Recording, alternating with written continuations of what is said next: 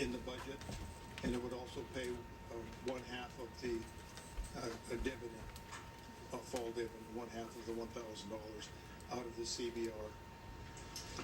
Also, in the event that the Constitutional Budget Reserve was not permitted by the legislature to be accessed because it takes a 3/4 vote, the budget across all agencies except for judiciary and education, K-12, would take a 25% reduction, and that reduction is put in there so the budget could go forward and the state could operate for a time somewhere in around March. And the dividend then, if there was no access to our savings account because there wasn't a 3/4 vote permitted access to it, the dividend would be reduced by 50%, and it would be $500. So by fully funding the savings account, which for the last several years we have been unable to finance our budget on reoccurring cash flow, and we've been relying on our savings account, we've had a $1 billion reduction over 2 years in forecasted revenue, from roughly $5.4 billion to $4.5 billion. That put, Madam President, a severe strain on this year's budget, along with the need to respond to the virus issue facing the state, and then also trying to get a dividend for the people. So the dividend cost is about $680 million. The revenue is about 4.3. This is unrestricted general funds, and expenditures $4.6 billion. So when you add it all up and you take care of some other little items, we would be running a deficit of right at $1 billion. And we pick that up and balance it through the access to the Constitutional Budget Reserve. And the Constitutional Budget Reserve balance would be roughly $458 million at the end of the next fiscal year, which is a pretty sparse balance. Also, we included $1.055 billion in inflation proofing to go from the earnings reserve account in the permanent fund to the corpus, which is from the spendable portion to the constitutionally protected portion. Although last year we took effective action to put $4.9 billion from the earnings reserve to the corpus, which would forward inflation proof the fund for about 4 years. The Finance Committee, Madam President, thought it was prudent under these severe budget strains that we ensure that future Alaskans end up with a handsome permanent fund for them and their kids and their grandkids. So we included this year's inflation proofing, even though we could have skipped it.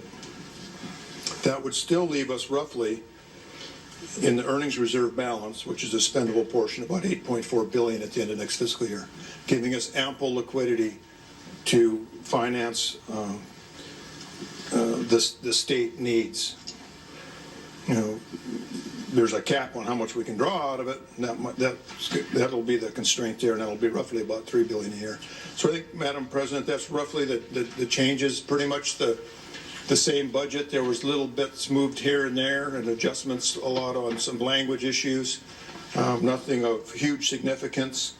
The budgets have been under pressure for several years, and there's not a lot of flexibility left in them.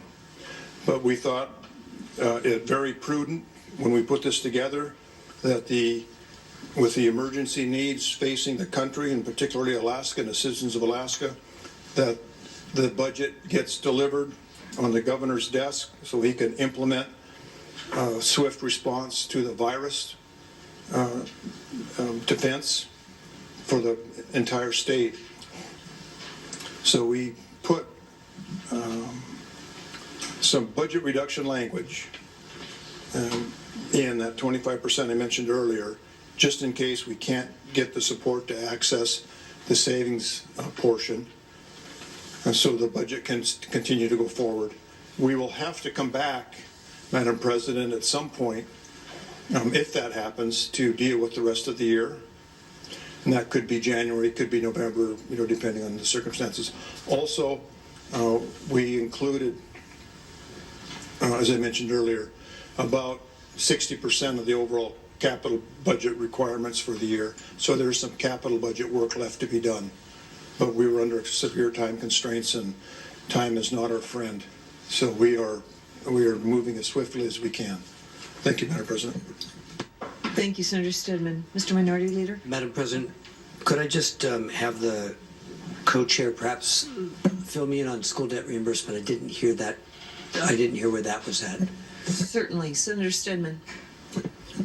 Madam President, on the budget submitted by the Senate with the severe impact to all our communities across the state, financial impact, we had put in 100% school debt reimbursement for the communities, up from 50% to 100. We also added community assistance, up to 100% of the community assistance number, to help offset the severe revenue shortfalls the communities are going to have due to lack of tax revenue. So there's a stimulus part of the bill that looks like it is going through regular channels, our system we already have in place. But we needed mechanisms to get money to our communities, to help the communities. So those are in the bill. Thank you, Madam President. With that, I withdraw my objection. Thank you, Mr. Minority Leader. Senator Von Imhoff. Thank you, Madam President. I'd like to speak about the capital budget items. Okay. So, as the previous speaker alluded, we did add some capital budget items to this, to the Senate version, which is different than the House. About 65 to 70% of the total capital budget. It's about $113 million in general funds. We felt it was important to put some capital budget money in there now, just to provide some assurances, since the future is a little unknown for us, as well as we wanted to make sure that our economic, in our construction industry, at least have some money and projects going forward. In particular, Madam President, we put about $8.3 million in IT upgrades for the Department of Administration. We have rural power systems, about $12 million of Fed receipts, about $5 million of UGF. We have community block grants, $60,000, and $6 million in Feds. We have Set Free Alaska, which is the Alaska Recidivism Reduction Recovery Project of $2 million. We have $33.4 million in Village Safe Water, and that's total, that's all the different funds. We put in $1.6 million for Alaska Psychiatric Institute to comply with Corrective Action Plan. We put $2 million for the Anchorage Pioneer Home renovation. We have about $1 million for the AHFC Cold Climate Housing Research Center up in Fairbanks area. For Alaska Housing, we have about $34 million total in combining all funding sources for Alaska Housing Finance Corporation. We felt that was pretty important, considering homelessness and just the risk of evictions at this point. We put $15 million in Alaska Marine Highway System vessel overhaul. We have almost $1 billion, just shy of $1 billion total for the surface transportation programs. That's airports, that's highways, that's everything. That includes the match. And I'm almost done here. And then in the capital portion, for the COVID-19 response, $2.7 million for Anchorage. And that's it, Madam President. Thank you. Thank you, Senator Von Imhoff. Is there further discussion? Seeing none, seeing no further objection, the conference committee report is before the Senate. Are you ready for the question? Senator Schauer. Under discussion. Thank you, Madam President. So I know this take a couple minutes here. So I've got some questions. So as we have this budget going back to Monday, I only had one request, and there's a lot of things that are still in this. We are moving at light speed here, and there is extra money thrown into this budget. Subcommittees were shut down. Things are being rushed through. Anytime you rush something like this, of this level, there's no way to vet it all. There is not. There's no way I can do it by myself. That's certainly true. And we are watching a process that is moving at light speed with subcommittees shut down. And I have no way of knowing just where all this money is going and how many things have been added to it. And it has grown significantly. I've got questions. So where do we cut back on Medicaid? There was 8 levers we talked about. We had 2 meetings, two meetings for subcommittees. That was it. 8 levers to adjust. Didn't do it. Stop subsidizing Indian health services. Fed should be paying for it. Something we brought up. Not touching it. Lots of unfilled positions we're still funding.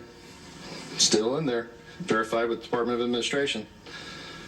I've got a whole list of them. I'm not going to go through them all. Education Administration. I said last year, supported the vetoes. Why? Because we didn't cut much, and we want to reduce the cost of government. But we didn't do it. I was promised last year we're going to use bills. We're going to do it legislatively, Mike.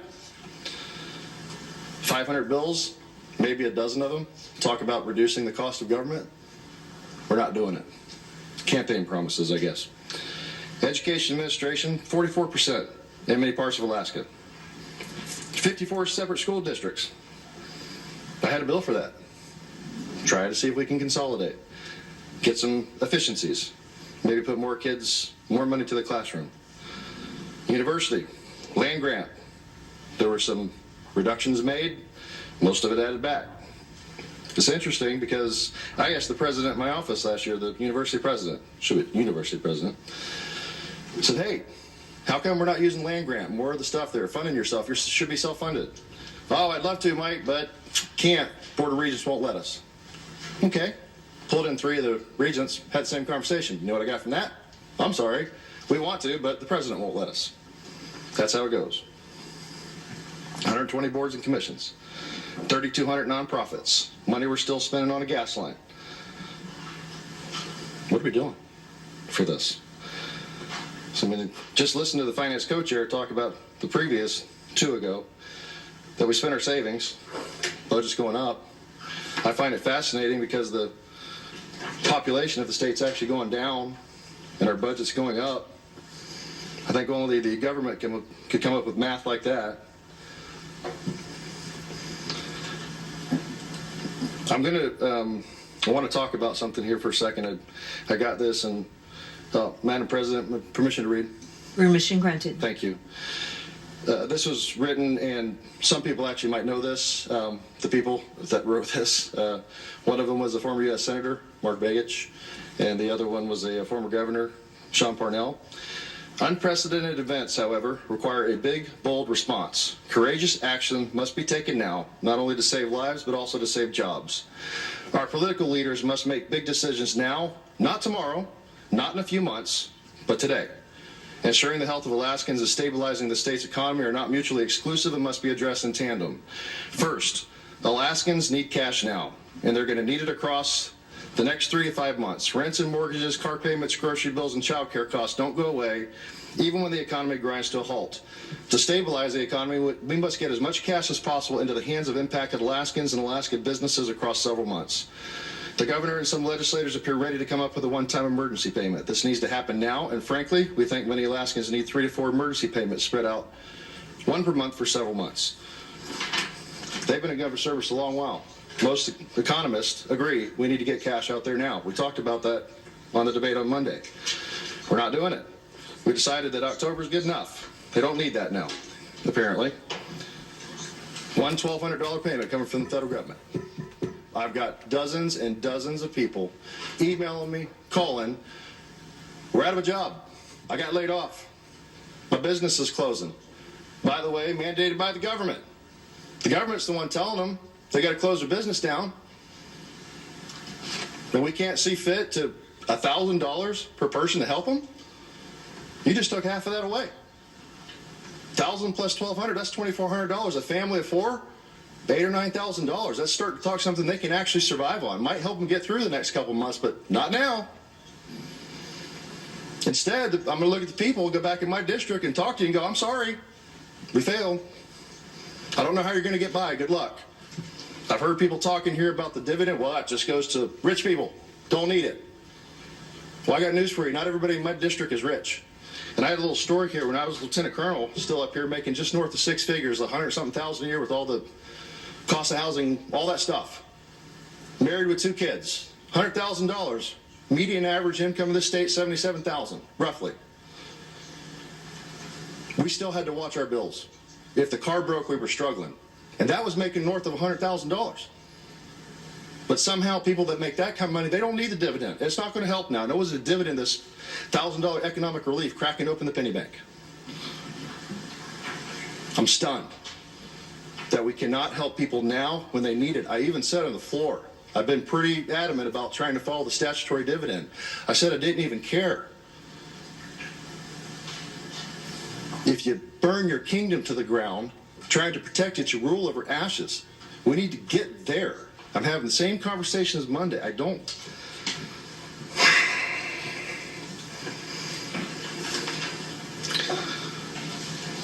had one lady wrote an email, and I'm not going to ask permission to read it, but I'm just going to summarize. And she sent it to me. She's like, Mike, she's like, I'm single and I got 2 kids. And she's like, I don't know what I'm going to do. She doesn't have unemployment insurance, self-employed. The stuff's not there for her right now. She's losing everything. I can repeat this dozens of times. And I sent her a response back tonight and said, ma'am, I'm sorry. I failed you. I don't know what to tell you. There's a promise that help is coming. We could do this now. We could get something to get you by a little bit longer. It can help. We're not. Folks, I don't know how to talk to these people. I don't know what to tell them. Sorry. Good luck. If you're drowning, I hope you know how to swim. I had one request. I hear people talk about holding your nose and passing the budget. This budget was too big for me. There's stuff hidden in it. We've gone too fast. We haven't vetted it. And I held my nose on Monday and voted for a budget that I did not like and do not support. Because there was 2 $1,000 markers in there that might help our people get by when they need it the most, and we're going to tell them no. And we can't even do that. I would have held my nose tonight had we helped Alaskans when they need it, and I would vote for it. But it's not there. And not only is it not there, I'm hearing strong arm tactics. I'm sorry, if you don't vote for it and you don't give us a CBR vote, not only that, we're going to make it 500. Maybe it'd be 0. I see how the game's played. Do as you're told, or we're going to hit you over the head. We're going to make you the bad guy. Tied COVID funding for this. All this stuff tied together. If I don't vote for this budget, if I don't vote for the CBR, then somehow I'm the bad guy. I want people to die. I'm not supporting COVID-19 because I don't vote for this budget. Or it's my fault people get a smaller PFD. Ridiculous. Ludicrous, I believe, are words I've heard used in the past.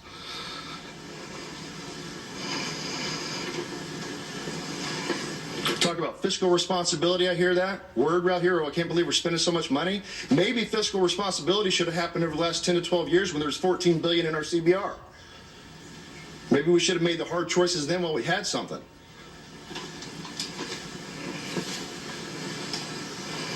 Right now I've got Alaskans emailing me, calling, and every Alaskan, almost every Alaskan, not every Alaskan, there's people that are doing just fine, they're having to make tough decisions in their life right now. About buying food or medicine, staying in their apartment, moving in with friends and family, putting off education, minimum wage job if they even have it, which tens of thousands of them don't. And yet, in this building, we're going to disregard that and tell them, don't worry, help is on the way. The cavalry's coming sometime. While Alaskans are tightening their belts, and one lady sent me another email tonight, she told me she's been eating 1 meal a day. 1 meal a day for the last couple of weeks. Because doesn't that work? There's nothing there yet. But while these people, the people we represent, are struggling and don't know what's going to happen, they're angry, they're upset, they're on edge, not just about the virus, but the economic impacts. The legislature, We're not asking state agencies to tighten the belt. I'm a little confused. Alaskans, you better tighten your belt, but we're going to keep on spending the money. We're going to keep a flat budget. Matter of fact, it's going up. That makes a lot of sense. Real hard to explain that going home. Feel like I'm on a runaway train here. Brakes are out, bridge is coming up, is down.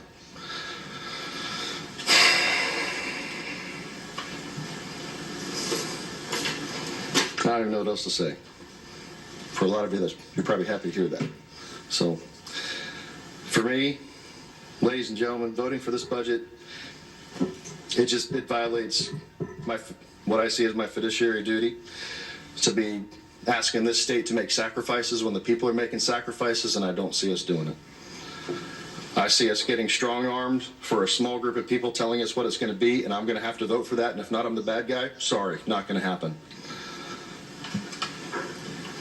This budget and the fact that we're not helping people now does a great disservice to the Alaskans we represent. I will not be a part of that, and I apologize for the length of this, but I appreciate your indulgence. Madam President, thank you for allowing me the chance to speak. Seeing no further objection, Senator Olson, objection? Thank you, Madam President. First of all, I want to thank the conference committee, and especially the staff that has worked so hard to try and get this budget together. The emergency funding for the pandemic that has befallen us, the other issues that have been discussed and talked about by the co-chairs of finance that are getting out there. But the biggest disappointment was the elimination of the money that was going to be going to the individuals as a cash infusion for this emergency time during the spring. Instead, they will have to wait until fall. It was pointed out that communities were given some money, but not the individuals. It's the individuals that have bills to go ahead and pay. It's those people, the little people out there, that are not going to be able to take advantage of some of the stimulus efforts like the unemployment insurance. Because in my district, not very many people have been employed or are employed, and they're not covered by that part of the UI advantage that the regular employed people have. With that, I guess I'm disappointed that we need to give people, we need to give Alaskans hope, something to see them through the tough times in the very near future. This conference committee report does not give them that hope. If anything, it sends a message that we don't really care. And for that reason, I'm not going to be supporting this conference committee report. Thank you, Senator Olson. Is there further objection? Senator Machicki? Thank you, Madam President. This has been a week of really tough votes for a lot of different reasons. Things have gotten tough down here for a lot of reasons. We got down here with a $1.5 billion deficit if we were going to pay a full dividend. We had the Saudi-Russian thing that brought oil from $60 to $24. We lost $10 billion in the permanent fund because of the slowdown. A lot of things attached to that, obviously. And then we can add what will likely be hundreds of millions of dollars of cost for the COVID-19. We are in a tough spot. We're in a tough spot next year. But we do need to talk to the folks at home. The folks at home are afraid. I've talked to a lot of people over the last few days. My district is very blue collar, from Seward to Nikiski. I've talked to single mom waitresses who are home, hairstylists, dads who had a great job just a few weeks ago, can't work because their place has been shut down, small business owners who have always done the right thing. I did push for a spring check, Madam President. I thought it was important. I took a couple of tough votes the other day. I thought a spring check was important for people to have a little bit of a nest egg to hold on to. I've been getting emails all day from folks, vote no, give me my full PFD, give me my back pay. My vote wasn't about that. It was about a little bit of a nest egg going into this, give them a little room. It's going to be tough. We don't know how long it's going to last, a couple weeks, month, maybe longer. They are afraid, and they don't care about how we do things here. They don't care about who votes what or what a three-quarter vote does or anything else. What they are worried about is how they're going to survive. Some are honestly worried about how they're going to survive. I pushed for a spring check. We had both in the Senate budget. I get it. There's two bodies. I had a feeling that if we had $1,000 PFD, that was going to be an extreme victory this year. Wanted it to be earlier. And I've got to say this, the mechanics of this bill is a no-win situation for some of us. If I vote no on this in a 3/4 vote, and it doesn't pass, then I cost the people in my district $500 out of their checks in the fall. If they've got 2 kids, that's a $2,000 difference. If they have 4 kids, that's a $3,000 difference. If I vote no, 3/4 vote doesn't pass. I'm not willing to do that to them, no matter how much, and I identify with a lot of comments I've heard earlier. It's a big budget, and I'm hoping that there's some action by the governor on this budget.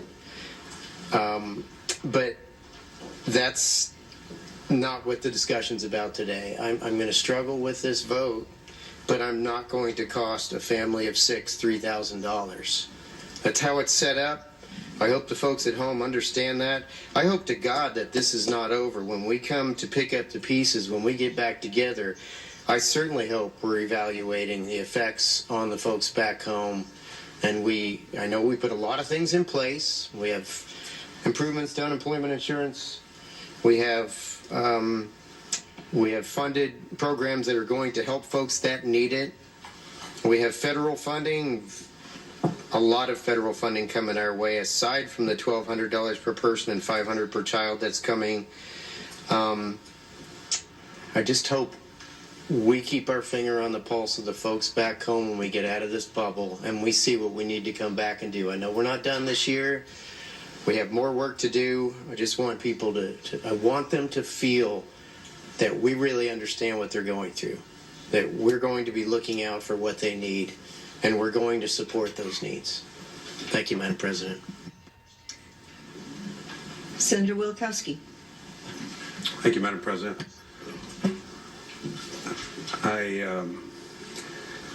I voted for the budget the other day, and a big part of that was because we had the spring PFD in there, the emergency PFD there, and since that time I've heard from so many of my constituents. My district is a blue-collar district. It's a working-class district.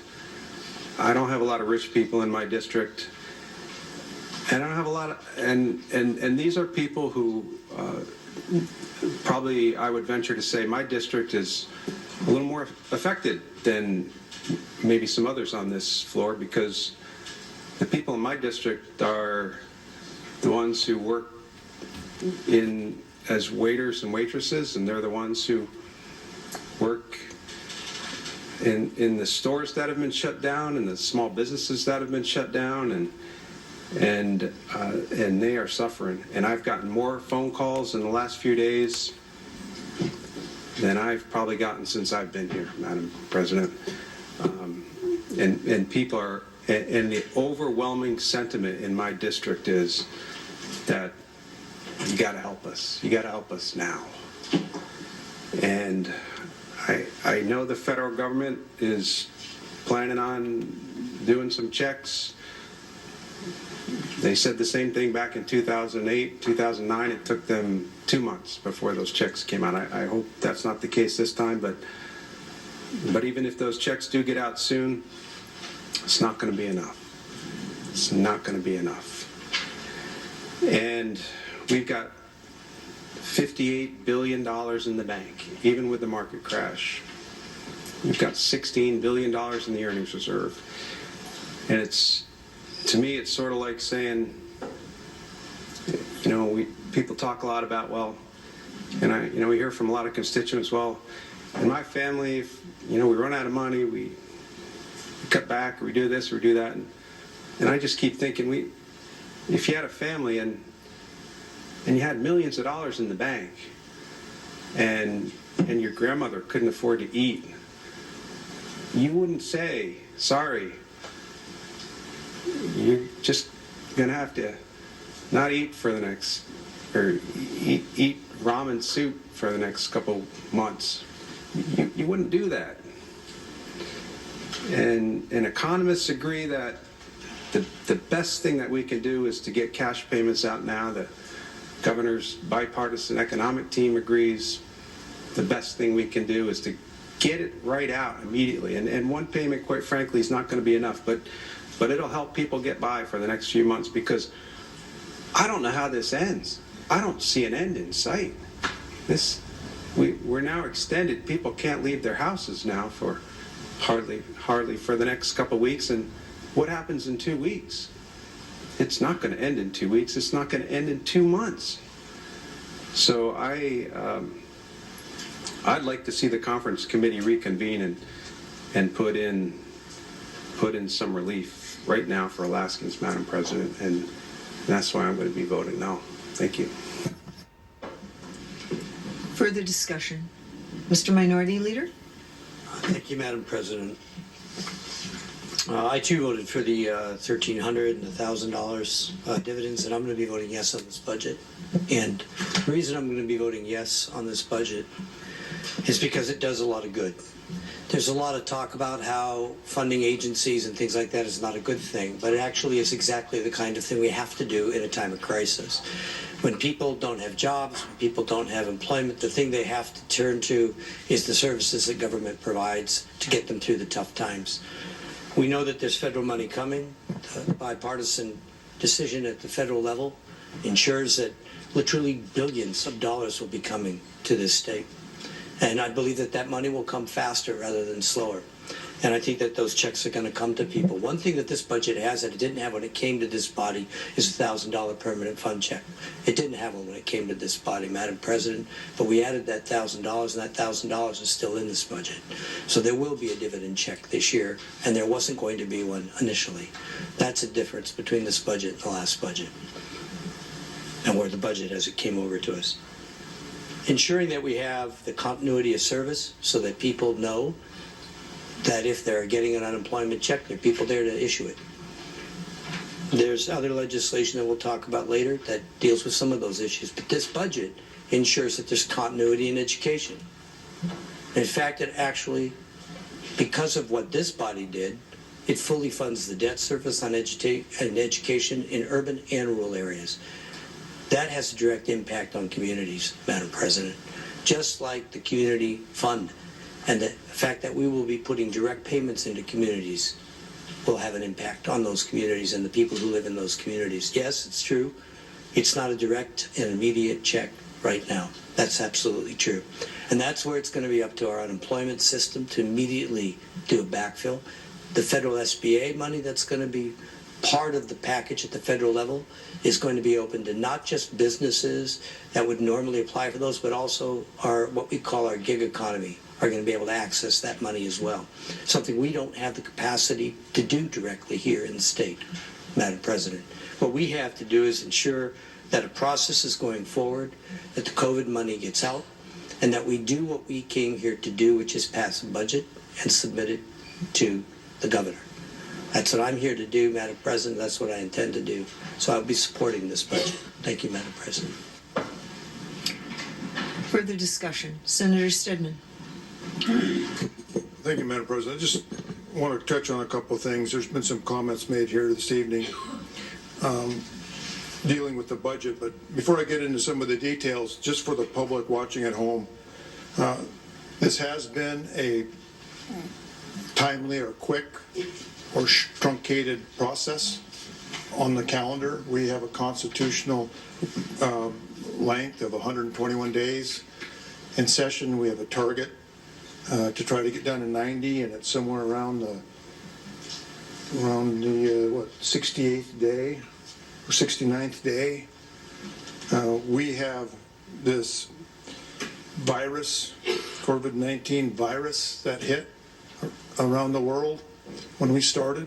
It accelerated after we were underway in January, and it became readily apparent that we had to not be here in May, not be here in July. We needed to get a budget on the governor's desk immediately, as fast as we prudently could. and give him the tools to respond to this virus. So the subcommittees, and for those again watching at home, we have subcommittees assigned for all the different agencies, and finance committee members assigned as subcommittee chairman. All senators sit on the subcommittees and they go through the budget. One of the key things that you have to do, though, Madam President, is you have to attend the meetings. You have to be in Juneau. You have to attend. And as far as things being hidden in the budget, there's nothing hidden in the budget. We have a nonpartisan staff, legislative finance, that will sit down with every member of the legislature and explain budget documents if they don't understand them, how they interrelate, how they go together. And again, this is a nonpartisan staff, open to everybody.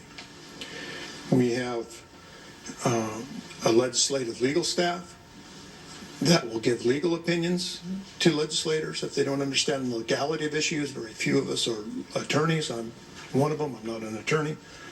So I rely on Leg Legal. You have to ask. So there's, I, as the chairman of the operating budget, signed that duty. When the COVID-19 virus was accelerating, Dr. Zink was on the television and in the news warning Alaskans to be ready and prepare. We heeded her concerns and responded, and wanted to make sure the legislature was done with its budgetary work before the virus got into Juneau and shut us down, where we couldn't function. We couldn't put the appropriating power the legislature or that the governor needs from us. He doesn't have it. We have it on his desk with a budget document. So I asked the subcommittees to truncate their process. They were about 2/3 of the way through. Called them all in, sat them down one afternoon or one morning, asked them to pick up the pace and let's wrap this up. And we put the pedal down 2 weeks ago to get this budget document done. That process was still open. The committee aides were all included, the finance committee aides, and questions were answered from any elected official or aide that had a question. That document then was put on this floor and explained and passed. The document that came over from the House, because this is a House bill, that we had to blend our piece of legislation into it and compromise. And there were differences. There was no dividend in the other bill. It was zero. So we had to work together. And we put and blended the two budgets together over about a week and a half with multiple meetings and meetings at the finance table when we blended them in pieces. But again, you have to be here, you have to pay attention, you have to attend, you have to have an interest. There is no secrets in this budget. We had about $15 million in this COVID-19 virus response money in the supplemental budget, which is for this current year. And we needed to make sure that money was included in this document tonight, so the administration get access to it as soon as the ink is dry on the governor pen when he signs it. There's $75 million to Hess. There's $5 million in disaster relief. There's 2.7 for the Muni of Anchorage Public Health. There's $5 million for Alaska Housing for homeless. You want to know why the budget numbers move up, Madam Chairman? Or excuse me, Madam President? We got some issues we have to deal with. and they're going to get dealt with. And we're probably going to have bigger bills coming at us. So it is important that we respond.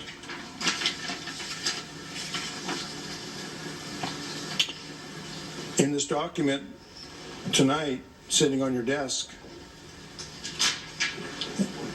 is the ability to fill $114 million, again, in Medicaid and fire suppression bills, $88 million in response to this COVID virus in another spot. So yes, the numbers have gone up a little bit, but I'm going to feel real good about pushing the green button, Madam President. I want to see these funds on the governor's desk so he can immediately put them to work to protect the citizens of all Alaskans, all our kids, all our elders, all of us. And I will admit the budget went together faster than normal. We would have taken 2 weeks, 3 weeks haggling with the other body on putting the documents together. We don't have that. Every day you turn on the news, you see the escalation in the virus hot hits around the state. Do we want to stay here till May? Maybe we want to stay here till August, like some of us were forced to do, all of us were forced to do last year? I think not. That's not prudent, Madam Chairman, or Madam President. We need to move forward. We need to respond as quick as we possibly can and protect our citizens. I like, on the dividend issue, I support the dividend and not the extinguishing of it. So we did the best we could with the financial position and condition we have in front of us with a compromise of the other body to ensure that we have a dividend to our citizens. So with that, Madam President, I just would encourage people to support the FY21 operating budget in its entirety, so we don't have to worry about reconvening the legislature in July or August or September because there isn't the funds available to operate the state and we're faced with a governmental shutdown. We can reconvene late in the year or early next year to deal with the remaining portions of the capital budget. We have the federal money in there, as my co-chair had mentioned, about $1 billion total. So we can keep our airports going, we can keep our horizontal contractors going, doing roads and road maintenance and other projects. Keep that industry moving. And the money for Alaska housing, that's in the document tonight. Village Safe Water, in the document tonight. So we've got to keep the state functioning, the transportation system moving people as we work through the next several months. And we will be back here with who knows how big a bill. And it's probably going to be a doozy. I'm dealing with this virus. And if it doesn't go away, which is reasonably likely, we're going to have a difficult winter, next winter dealing with it, because the finances are going to get tighter and tighter and tighter. So with that, Madam Chairman, I just wanted to explain a little bit. The main thing is show up, attend the meetings, ask questions. There won't be any mysteries in any of the documents that sit on the desk of the Senate floor. Senator Gray Jackson. Thank you, Madam President. As public officials, we make some very difficult decisions that is part of our job. Rarely is there perfect legislation, and this budget is no exception. We know the hardship that many of our citizens are facing during this difficult time. We've all received the same emails, many of them. And that's the reason why I supported a $1,000 economic stimulus dividend to be paid immediately, in addition to a $1,000 annual dividend in October. And I'm extremely disappointed that the immediate payment is not included in the bill before us, because our communities are desperate and need financial assistance now. But the fact is, we are living in unprecedented times. No, immediate financial release, it's not in this budget, but it's still a good budget because it includes continuity in K-12 and pre-K education, support for public safety throughout the state, school bond debt reimbursement that provides a direct savings to our taxpayers that need that money right now, funding to address our COVID-19 issues, and more. We also know that there's federal assistance that it's on its way, and it's going to complement what we have provided at the state level. As we sit here tonight, our citizens are making tremendous sacrifices for the health and safety of each other. They're abstaining from visiting with elders and family members. They're abstaining from attending their places of worship. They're canceling weddings and even delaying funerals. These sacrifices are not in vain, but necessary to flatten the curve. Our communities are to be commended for their efforts. Under normal circumstances, we would have struggled to make sure that the budget appropriated funds in a way that more closely reflected the concerns and values of our constituents. But we did the best we could with the resources and the time frame we have. By passing this budget, we are fulfilling our constitutional duty. And we have other legislation to approve that responds to the immediate needs of our constituents in so many areas. Our work isn't finished yet, we all know that, and we will be back in this chamber sometime in the future. Thank you, Madam President. Thank you, Senator Gray Jackson. Are there further comments?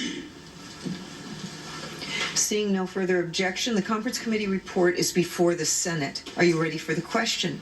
The question before the Senate: shall the Senate adopt the Conference Committee report, thus adopting the Conference Committee substitute for House Bill 205? Senators may proceed to vote.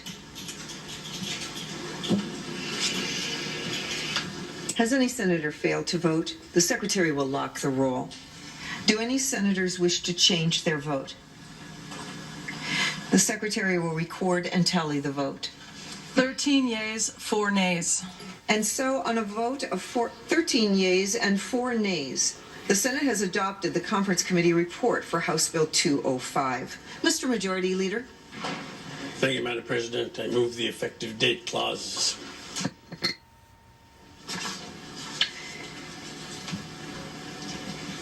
Are you ready for the question? The question before the Senate: shall the Senate adopt the effective date clause for House Bill 205? Members may proceed to vote. Has any senator failed to vote? The Secretary will lock the roll. Do any senators wish to change their vote? The Secretary will record and tally the vote. 17 yeas, 0 nays. And so, on a vote of 17 yeas and 0 nays, the Senate has adopted the effective date clauses. Mr. Majority Leader?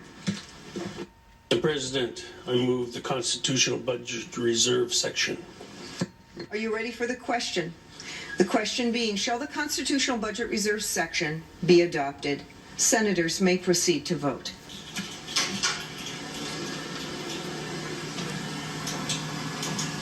Has any senator failed to vote? The Secretary will lock the roll. Do any senators wish to change their vote? The Secretary will record and tally the vote. 16 yeas, 1 nay. And so, on a vote of 16 yeas and 1 nay, the Constitutional Budget Reserve section has passed the Senate. Madam Secretary. Conference Committee report dated March 28 stating the Free Conference Committee considering CS for Senate Bill number 241 rules amended and House CS for Senate Bill number 241 rules amended House extending COVID-19 disaster emergency recommends Free Conference Committee substitute for Senate Bill 241 be adopted. New title with HCR 20. New fiscal notes, previous fiscal notes attached. Signing the report, Senator Coghill, Chair, Senators Bishop Begich, Representative Kopp, Chair, Representatives Sponholz, Tallarico. Mr. Majority Leader. Madam President, I move and ask unanimous consent that the Uniform Rule 42B and 42C be waived to take up the Conference Committee report for Senate Bill 241. Seeing no objection, so ordered. Mr. Majority Leader. Madam President, I move and ask unanimous consent that the Senate adopt the conference committee report, thus adopting the free conference committee substitute for Senate Bill 241. For a reason of explanation of the changes that came out of the free conference committee from the Senate bill that passed our body some days ago. Thank you, Mr. Minority Leader. Senator Coghill. Good morning, Madam President.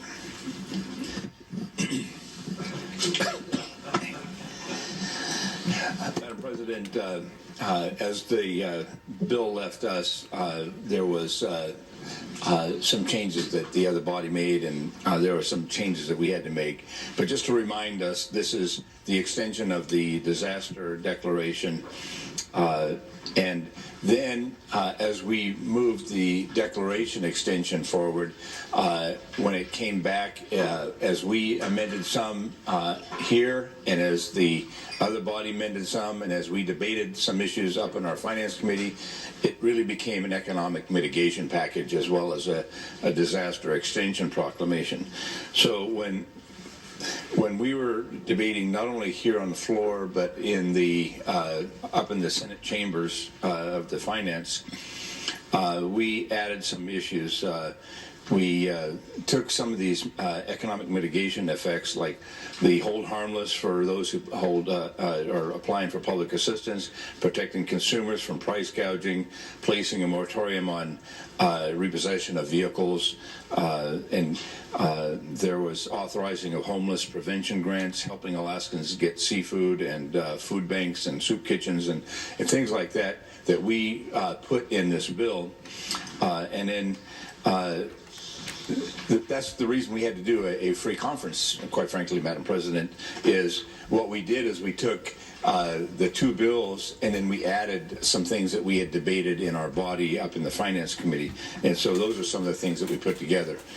The other body then took some of the amendments and provided municipalities for deadlines of extensions of deadlines. They placed moratoriums on foreclosures and evictions. They offered grants to small businesses to maintain operations. They provided workers' comp protection for those fighting on the front lines and healthcare workers, first responders. They opened opportunities for corporations and nonprofits to conduct their business remotely. So there was telecommunications, there was a whole range of things. Now, Madam President, this has 34 sections in it, and I could probably do quite a lengthy discussion. But what I can say is when we put the extension in, we put it in until September. The other body, and we agreed to, in the conference committee, to go to November 15. The other thing is there are some things that have timelines on them. For some of the issues dealing with the economic issues like foreclosures, repossession of vehicles, things like that, we put sidelines on it and only gave it 90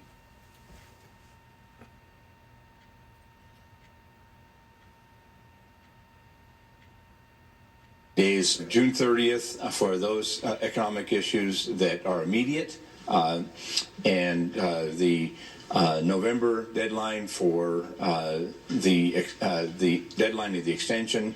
There's a report requirement in January that final report comes back to us, and then this is all uncodified law, so all the uncodified law gets swept off the books. No matter what the effective dates are, they get swept off the books on March 11th, 2021. So probably the best thing that I can do is answer questions, but the reality of it is what we've tried to do is give authority to our healthcare workers to do their job and to live under this healthcare problem that we have, the whole world has gotten and it's landed here in Alaska. And then to try to mitigate wherever we could those circumstances that people are going to find themselves, and that's from communication to transportation to being safe in their own homes. They can't get evicted. They still have to pay their bills. So we tried everywhere we could to mitigate some of the impacts. If you want me to go through each one, I will. Knowing the hour, I would probably sit down and try to answer questions. We went through a sectional in the conference committee, and if anybody was listening, it's very extensive, very thorough. And we contacted bankers, we contacted Department of Law, we contacted the Automobile Dealers Association, the Regulatory Commission of Alaska, the healthcare providers.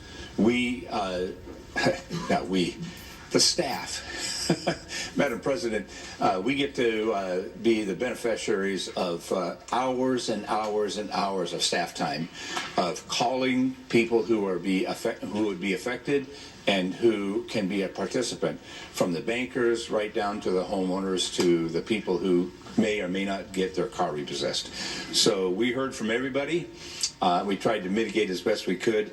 Madam President, maybe what I should do is sit down and see if there's any questions I can answer specifically. I encourage us to accept this report. It's a documentation that we get from the executive branch, the other body, and this body, and it came out of the committee unanimously, just to let you know. Thank you, Madam President. Mr. Minority Leader? So, Madam President, just first a point of protocol. I made the objection for an explanation, but I think we're in debate, so I'm going to speak in debate, if that's okay. And Mr. Minority Leader.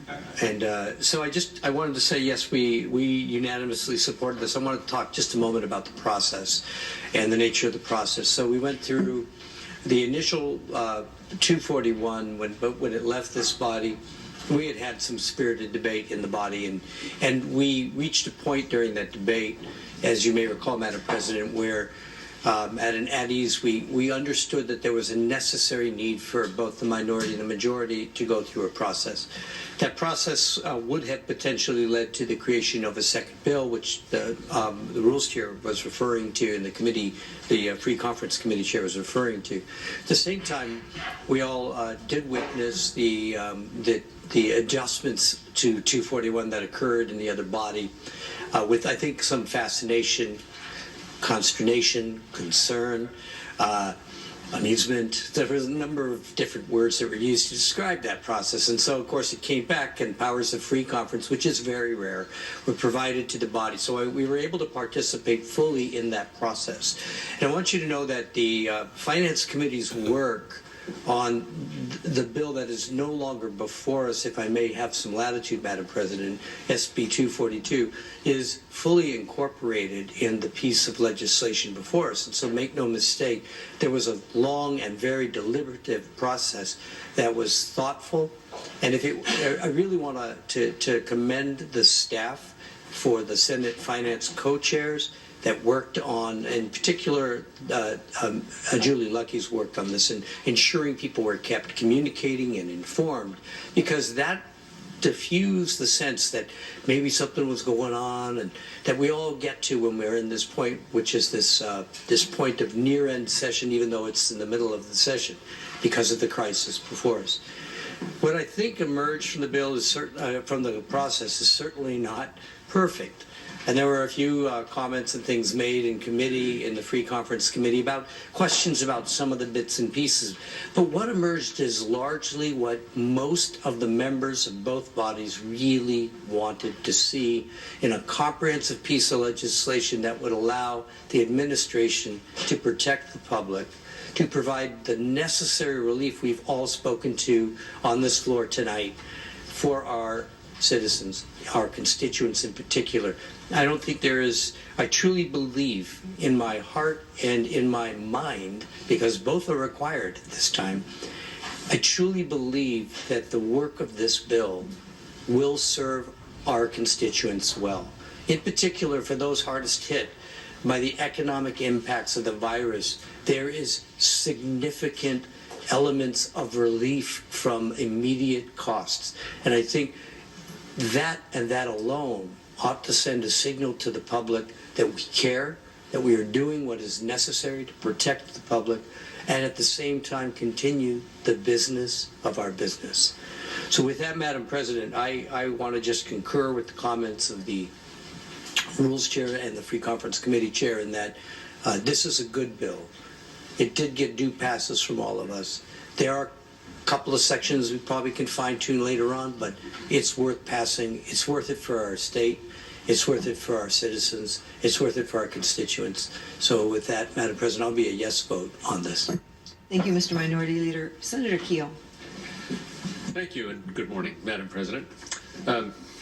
I too want to compliment tremendously the work that was done on this bill, and the tremendous effort of the Finance Co-Chair from South Anchorage and her extraordinary team. It's a good and it's a critical piece of legislation. It was also written at 100 miles an hour, and so it picked up a section in Free Conference Committee that we didn't see on either floor when House Bill 241 passed, and we didn't see in the Senate Finance Committee when Senate Bill 242 passed, and it causes me great concern. There is a provision, it's I think Section 32 of the bill, that provides a complete liability shield for personal protective equipment, for masks and gowns and gloves worn by our healthcare frontline workers. And it says that if they're substandard and the healthcare provider gets sick, there's no recourse to the hospital, there's no recourse to the maker of that equipment. And the intent was good, but it was written at a dead sprint. And the way it is written, you don't have to keep the potentially sketchy stuff in a separate box, and you don't, so that a provider can look over it carefully in a slow moment, but in a desperate, emergent moment when you have to get gloved and masked and intubate a patient now, you can grab the stuff you know is safe, the stuff that was made and follows every precaution and every rule. There's just no requirement for that. It was written, Madam President, with the idea that Alaskans who have some manufacturing ability, some fabrication ability, can spin up to speed and can make personal protective equipment that they weren't making before, but it isn't limited to that. This provides a total liability shield to anybody who makes PPE if they've made it for years and they crank the assembly line to 11, which they probably ought to do, but they don't hire any more quality control folks. We were just going to hope that our frontline providers don't get the one with a hole in it. They don't get sick. And so, we sometimes say for the folks listening at home, it's midnight. There probably aren't a lot of folks listening at home. For the folks who watch this on replay, it's going to be incumbent on our clinics, on our hospitals, on our emergency departments, overtaxed as they are, to be very, very careful to protect our frontline providers as they use personal protective equipment that we don't have enough of. To be very, very careful that our providers know what was manufactured, what was made, following every safety protocol that we know will keep them safe. And what's going to be pretty good. Nobody is out to put shoddy stuff on the market. But to separate and to make sure our providers are warned. It's a downside of working at a dead sprint, but if anybody is doing that, it's our healthcare providers, Madam President. The rest of this bill is worth voting for, even if it is a problematic provision. There is critical public health sections in this bill. The ability for the chief medical officer to write standing orders. The ability for Health and Soc to do sanitation orders, sanitation procedures for the retail stores that are open. Protection for our first responders, a presumption that if they get sick, it's covered. Important protections for Alaskans, for our elections. If this curve hasn't bent down, if we're not in good shape in time for the primaries and the general elections, they can be held by mail. I got to tell you, Madam President, my polling places, I have never seen people 6 feet apart. They are busy. And we have a lot of polling place volunteers who are in high-risk categories. That ability is vital. And then, of course, there was an allusion to it. I want to make it explicit. Some of the federal financial help for Alaskans may take a little longer in coming. Those $1,200 checks from Uncle Sam, the wage replacement that we've worked on, the bills we've passed, the ability for folks to get the help they're entitled to may take a minute. This bill holds utility disconnects. Water, power, internet. It holds foreclosures and evictions temporarily. It doesn't forgive anybody their debts. The bills have to be paid. But it can provide that short-term bridge so that Alaskans can stay housed and warm and keep the lights on. So, Madam President, with all the vital provisions in this bill, I recommend a yes vote, despite that one that we tripped on a little bit at our dead run. Thank you, Madam President. Thank you, Senator Keel. Is there further discussion? Mr. Majority Leader, brief at ease.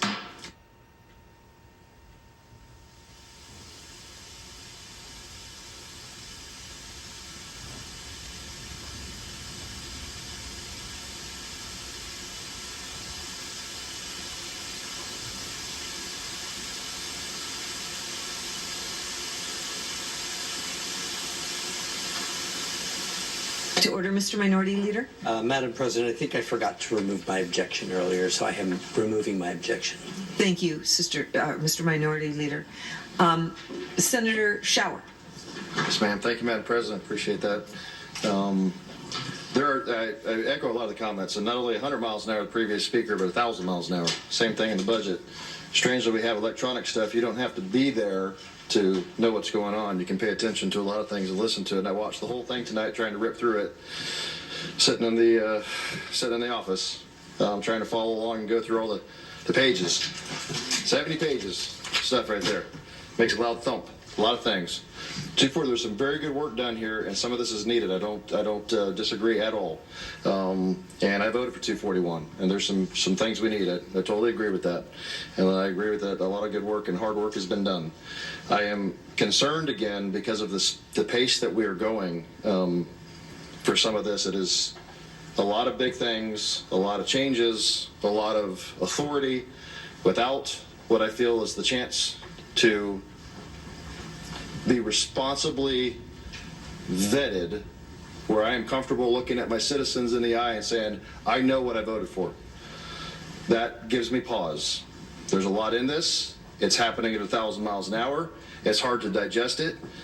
Just going through the fiscal notes alone is 30-something pages, and trying to do that as we're tearing in. Like I said, 241 on some, and I probably would be okay, even with the change, some good stuff there. 242, then we're adding things here together fast and not having the time to really go through those. And I've got a lot of highlighted stuff, and I'm not going to go read them all, but there's some, just looking at different places where adopting regulations and giving emergency authority and a whole lot of things here. And I'm just like, okay. Don't know what a lot of this means or how it's going to play out, where this exactly happens, even following through. Because I don't have the chance to sit on the committee and ask the questions. There's just not time for that right now because of how fast we're moving. I did thought, terrible English at 1 in the morning. Financial hardship, and talking about the PFD, there's some comments I actually had to kind of laugh on it, because one of them in here was social services may not consider permanent fund dividend money be paid, and it's talking about the individuals entitled to receive the same amount. I have to wonder if there was a portend of the future here where it says we would have received under other public assistance had there been no Alaska permanent fund dividend program.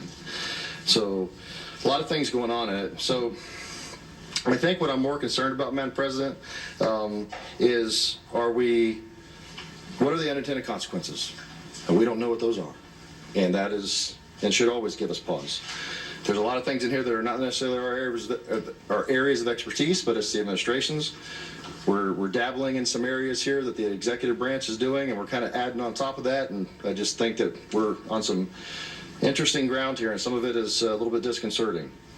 I have a concern if we're creating new positions, what's going to happen about this. And Madam President, the permission to read?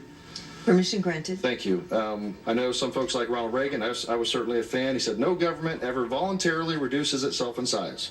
Government programs, once launched, never disappear. Actually, a government bureau is the nearest thing to eternal life we'll ever see on this earth. Probably pretty apropos at time.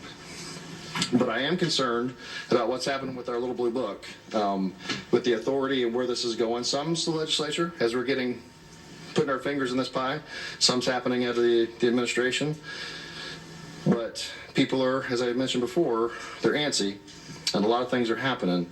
And I would like to just show one more example of how that's happened. I've been dialoguing with DPS tonight, back and forth, because people are asking questions. Am I going to get arrested if I go to the dump? Am I going to get arrested if I go to church? And I thought this was a very poignant thing to point out here tonight about what's happening and why we need to be very cautious of moving at this speed. We're not even having the conversation about our constitutional rights and what we may be stepping on. For all practical purposes, what I see, we're in a quasi-state of martial law without declaring it. And all of these things where I'm looking at and reading through the Constitution, talking about the ability to assemble, movement, there's so many things happening, and people want to know. And what are we going to set ourselves up for? And so, again, ma'am, one more time, about permission to read?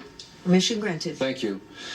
So, this constituent, he said he was told that the state troopers are willing to arrest pastors and worshipers of Sunday, or was asking the question if they, choose to exercise their First Amendment rights and or their other rights and go to church.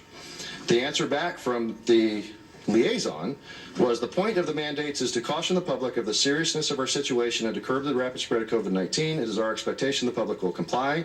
If a situation arises where an individual is jeopardizing public safety, that person can be arrested and charged with reckless endangerment. Then the response again, more questions. How do you define jeopardizing public safety? What is the guidance given to troopers? Is it left to their judgment? If you could Point get of order. to the issue of the conference committee, there's a lot of issues there that are outside of the particular bill that we're talking about, Madam President. Senator Schauer, we're speaking of the conference committee report. I think it's germane. I'll make it quick since we're there. The point is we are giving authority with this bill. We're expanding it, and we are setting people up for confrontations. This particular one, so I'll just stop it there since I won't read it anymore, was about law enforcement and the fact that we're going to see confrontations because people are still trying to do things and want to do things and they think their rights are abridged. My point about this is I think we need to be having a conversation further than just what we're doing about constitutional rights. And I am concerned that this bill is a part of this push. While there are some really good things in there, I think we're moving too fast. And I could have voted for some of this. There are some bits and pieces, as the previous speaker had mentioned, that I have some concerns on. And I would like to vote for this, but the combination I think is a little too much at this time, and I'm concerned about where we're headed. So thank you for the time, Madam President. Is there further discussion? Seeing no further objection, the conference committee report is before the Senate. Are you ready for the question? The question before the Senate, shall the Senate adopt the conference committee report for Senate Bill 241, thus adopting the free conference committee substitute for Senate Bill 241? Members may proceed to vote. Has any senator failed to vote? The secretary will lock the roll. Do any senators wish to change their vote? The secretary will record and tally the vote. 16 yeas, 1 nay. So on a vote of 16 yeas and 1 nay, the Senate has adopted the conference committee report for Senate Bill 241. Mr. Majority Leader? Madam President, I move and ask unanimous consent that the roll call vote on the passage let me restate that. Madam President, I move and ask unanimous consent that the roll call vote on the report be considered the roll call vote on the effective date clause. Seeing no objection, the roll call vote on the report will be considered the roll call vote on the effective date clause. Mr. Majority Leader? Madam President, I move and ask unanimous consent to take up House Concurrent Resolution 20, the title change resolution. Without objection. Are you ready for the question? The question being, shall HCR 20 pass the Senate? Senators may proceed to vote. Has any senator failed to vote? The secretary will lock the roll. Do any senators wish to change their vote? The secretary will record and tally the vote. 17 yeas, 0 nays. And so on a vote of 17 yeas and 0 nays, HCR 20 has passed the Senate. Mr. Majority Leader. Brief at ease. Brief at ease.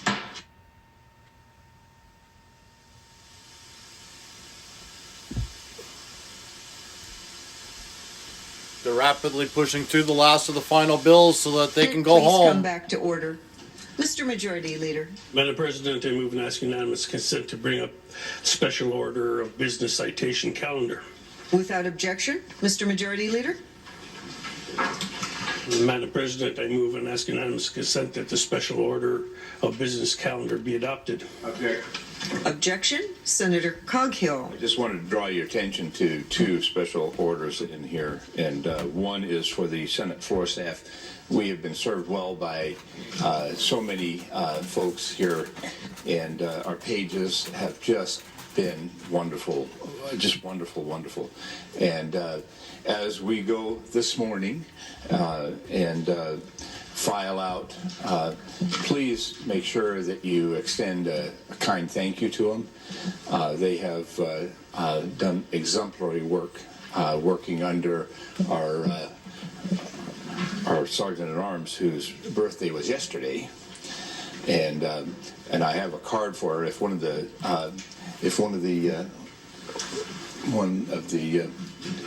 those wonderful floor staff would give this to the.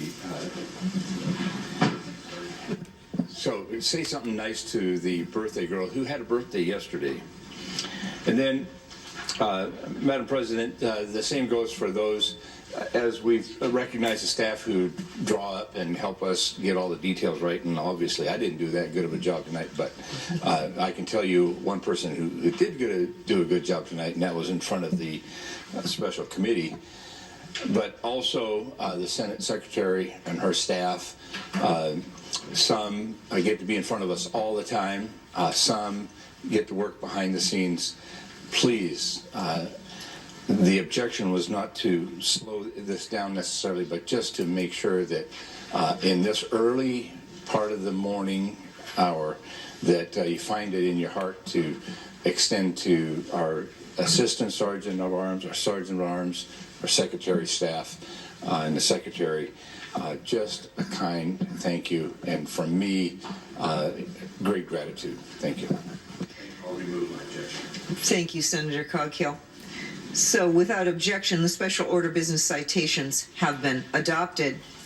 Are there special orders? Seeing none, Senator Bishop. Could we go back down the calendar to announcements? Moving back up the calendar to announcements, Senator Bishop. Yes, thank you. The LB&A committee meeting time has moved to 9 a.m. Monday, March 30th. That's 9 a.m. LB&A, March 30th. Thank you very much, Senator Bishop. Moving back down to the calendar, Mr. Majority Leader. Madam President, I move and ask unanimous consent that the Senate stand in recess. Seeing no objection, the Senate is in recess. Members, ample time and notice will be given when and if it is safe to reconvene session. We are in recess. Thank you all for tuning in. Caught the Senate's vote on House Bill 205. Was not surprised by the vote. Was also not surprised to find how many of the people that were there that voted no. 4. I was a little surprised that there was one more than my best guess of 3. 2 of the senators definitely that were not there had other places to be that was more important than actually being there and being forced to follow the caucus rules and vote against what their constituents told them to not vote for. So thank you, Senator Laura Reinbold and Senator Shelley Hughes. I know why you guys were not there.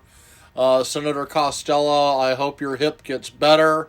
I understand having it broken makes things really tough, and that explains why you haven't been here recently. Just for anybody that may be paying attention, still tuning in right now, wanted to know why she didn't vote on anything.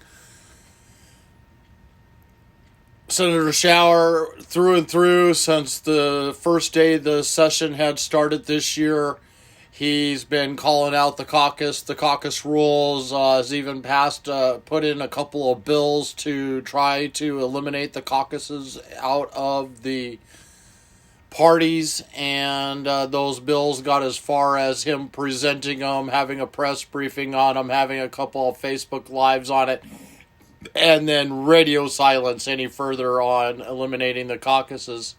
And as you can see by tonight's votes, that was on the bills that we witnessed for both the House and the Senate tonight, voting on House Bill 205. They made it very, very clear the vote was 100% for the special interests of Alaska, making sure that government was very well funded. They have bloated the budget. They've added a lot of pork in it. They've railroaded a lot of things that never would have made it through if this was a normal legislative session. Unfortunately, they took advantage. A good politician understands you never waste a good crisis. That's the reason why whenever there's a very big crisis going on, you'll see the Democrats out there go on a campaign and say, donate, donate, donate to me. You see it all the time when it comes to like the Recall and the other organizations that we have here within the state of Alaska. The call for money has been put out there. Please, please donate to us. Make us successful while you yourself suffer. Well, Alaskans, I hope you are very well aware tonight with this vote, that's $1,000 that will go to us, Alaskans. We'll see it in October with our normal statutory PFD payment when it's supposed to come out, which if they did a statutory PFD, we'd be seeing a $3,000 PFD, not a $1,000 PFD. They completely stripped out any sort of stimulus package towards us. So the 1304 that the governor was trying to get us paid back for what they had stolen from us last year was completely trash canned. The 1,000 the Senate had offered got trash canned, got completely stripped out of the bill. They put the PFD bill payment to us for the $1,000 against the coronavirus bill. And they put it within the exact same bill. So if they were to vote no for the PFD, the way they had it structured, they were technically voting no for the coronavirus bill too at the exact same time. Both of them they tied into having to come out of the CBR, which our permanent fund, if you follow the statutory formula, is a transfer from the earnings reserve account. It has nothing to do with the CBR or taxes or tax money. It is a transfer from the ERA, the earnings reserve account. So where they keep getting, they don't have the money for this, and they got to use money from the CBR or from the UGF to pay for the permanent fund dividend. That's just a big hogwash and a big bunch of lies.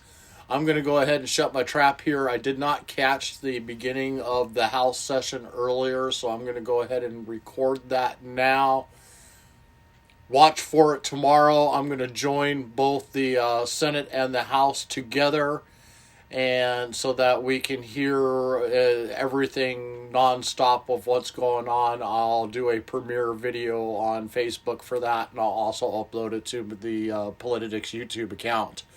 If you're not already a subscriber on YouTube, become a subscriber. I'm looking forward to putting our name onto the YouTube channel of Politidic. It takes having 100 subscribers. It's only a little less than a month old. I am constantly uploading videos. Some are current to what's happening right now. Others are from a long time ago. All of them have been related to the permanent fund dividend here the last couple of days. Everything that they did back in October to current has been going up there. I had another one that would have been out there today for HB205 when they had the testimonies. It's still uploading as we're speaking right now. And I was hoping to have that out before they had all these votes for the House bill. But it is what it is. Don't forget to share. Facebook squeals on you if you don't share. Alaskans need to hear what their senators and legislators have to say. Rule 42B, in order to take up the vote on Senate Bill 241. Hearing no objection, Uniform Rule 42B has been waived. Mr. Majority Leader. Yes, Mr. Speaker, I move and ask unanimous consent that the House take up the Free Conference Committee report for Senate Bill 241, which is on the members' desks. Hearing no objection, Representative Kopp.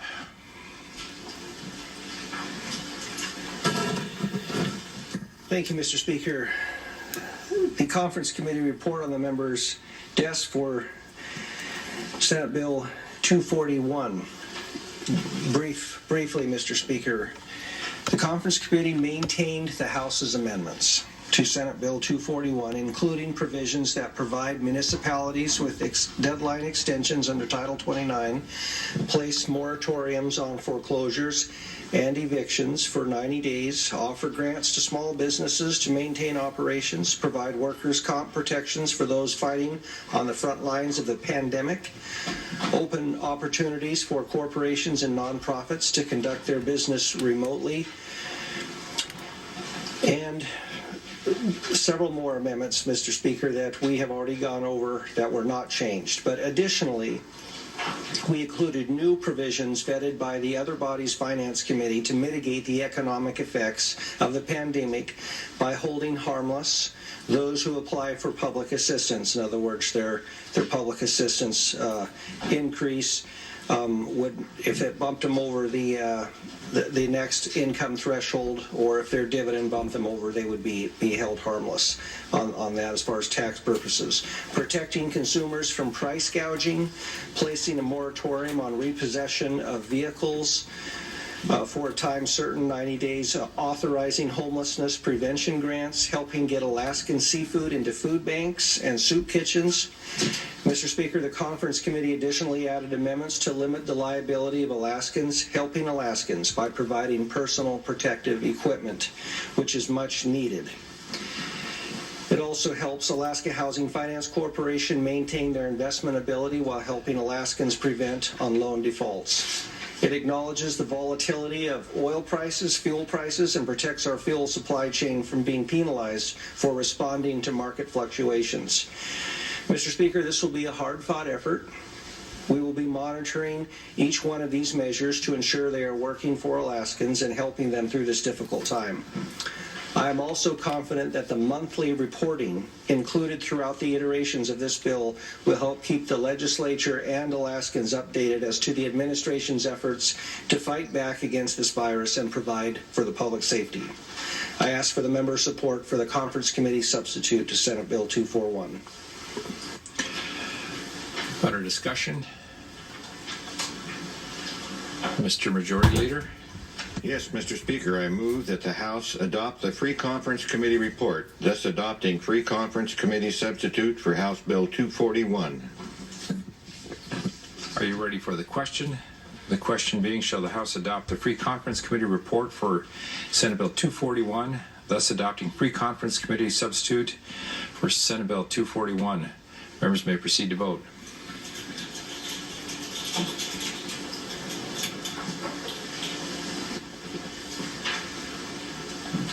Will the clerk please lock the roll? Does any member wish to change his or her vote? Will the clerk please announce the vote? 34 yeas, 1 nay. With a vote of 34 yeas and 1 nay, the House has agreed. The House has agreed to adopt the Free Conference Committee, the Free Conference for the Committee substitute for Senate Bill 241. Mr. Majority Leader. Yes, Mr. Speaker, I move and ask unanimous consent that the roll call on the passage of the bill be considered the roll call on the effective date clause. There's an objection. Are you ready for the question? The question being, shall the effective date clause pass the House? Members may proceed to vote.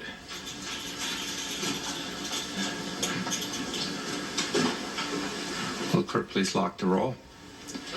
Does any member wish to change his or her vote? Will the clerk please announce the vote? 35 yeas, 0 nays. With a vote of 35 yeas and 0 nays, the effective date clause has passed the body. Rubber stamped it. Mr. Majority Leader. Yes, Mr. Speaker, I move and ask unanimous consent that we waive Uniform Rule 42C in order to take up the vote on House Bill 205. There is an objection. Representative Eastman, do you wish to speak to your objection? Are you ready for the question? The question being, shall Uniform Rule 42C be waived? Members may proceed to vote.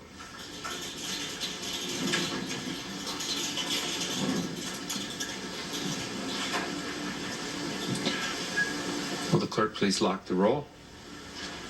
Does any member wish to change his or her vote? Will the clerk please announce the vote? 28 yeas, 7 nays. With a vote of 28 yeas to 7 nays, Uniform Rule 42C has been waived. Mr. Majority Leader? Yes, Mr. Speaker, I move and ask unanimous consent that the House take up the Conference Committee report for House Bill 205, which is on the members' desks. Hearing no objection, the Conference Committee report is before the body. Brief at ease. They sure do love sitting in their ivory tower down there in Juneau. Nice and protected. None of us constituents can easily get to them. Even in the best of circumstances, not talking right now. Sure would be nice to move these legislators onto the road system. Maybe Anchorage, Wasilla, Willow. Yeah, it goes somewhere in the middle. Any of these places sound good to me.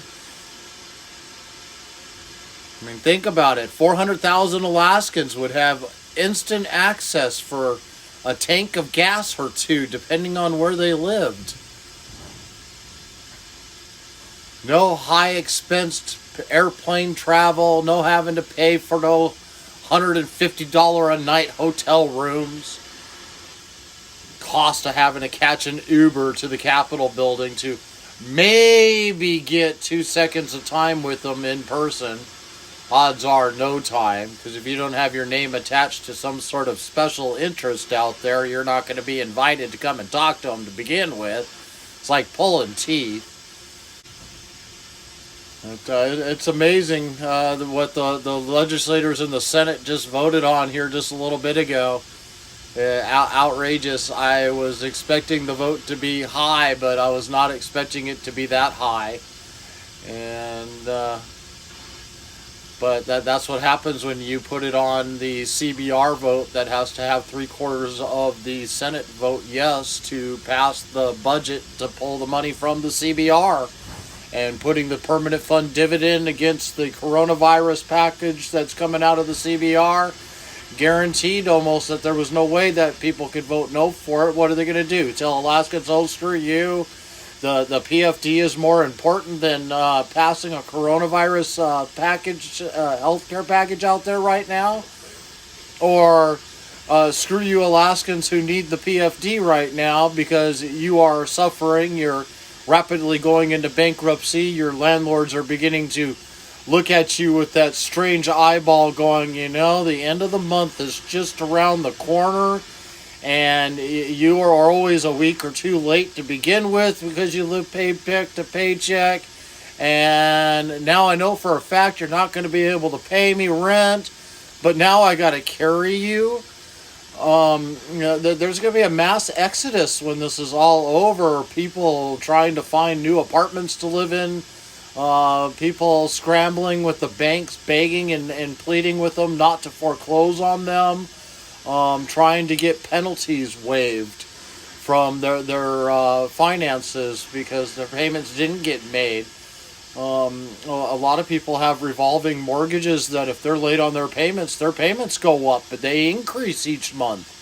And these are ironclad contracts. I haven't heard anything in the legislation on either the federal or the state level that addresses any of these issues. They just expect us to ride it all out.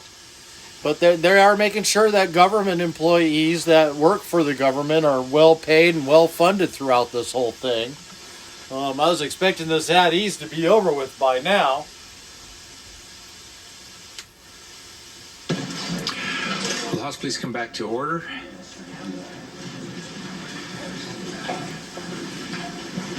conference committee before the body. Representative Foster.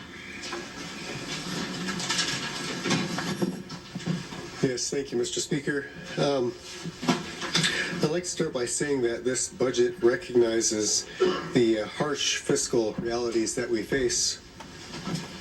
And with that in mind, the conference committee made major structural changes to address the simple fact that our revenues have fallen off a cliff. Mr. Speaker, we have only have enough revenues to fund state services for the first 8 months of the upcoming fiscal year, plus the first $500 of a $1,000 permanent fund dividend. With regard to state services, that means that we only have enough money to pay for state services from July of this year through February of next year. The remaining 4 months of the year will have to be funded by the Constitutional Budget Reserve, otherwise known as the CBR. And Mr. Speaker, most folks would also call that our savings. The same goes for the dividend. We have enough to pay for the first half, but we need to dip into our savings to pay for the second half. Liar! Mr. Speaker, we did make an exception for K-12 education and the court system. Those will receive full funding for the year.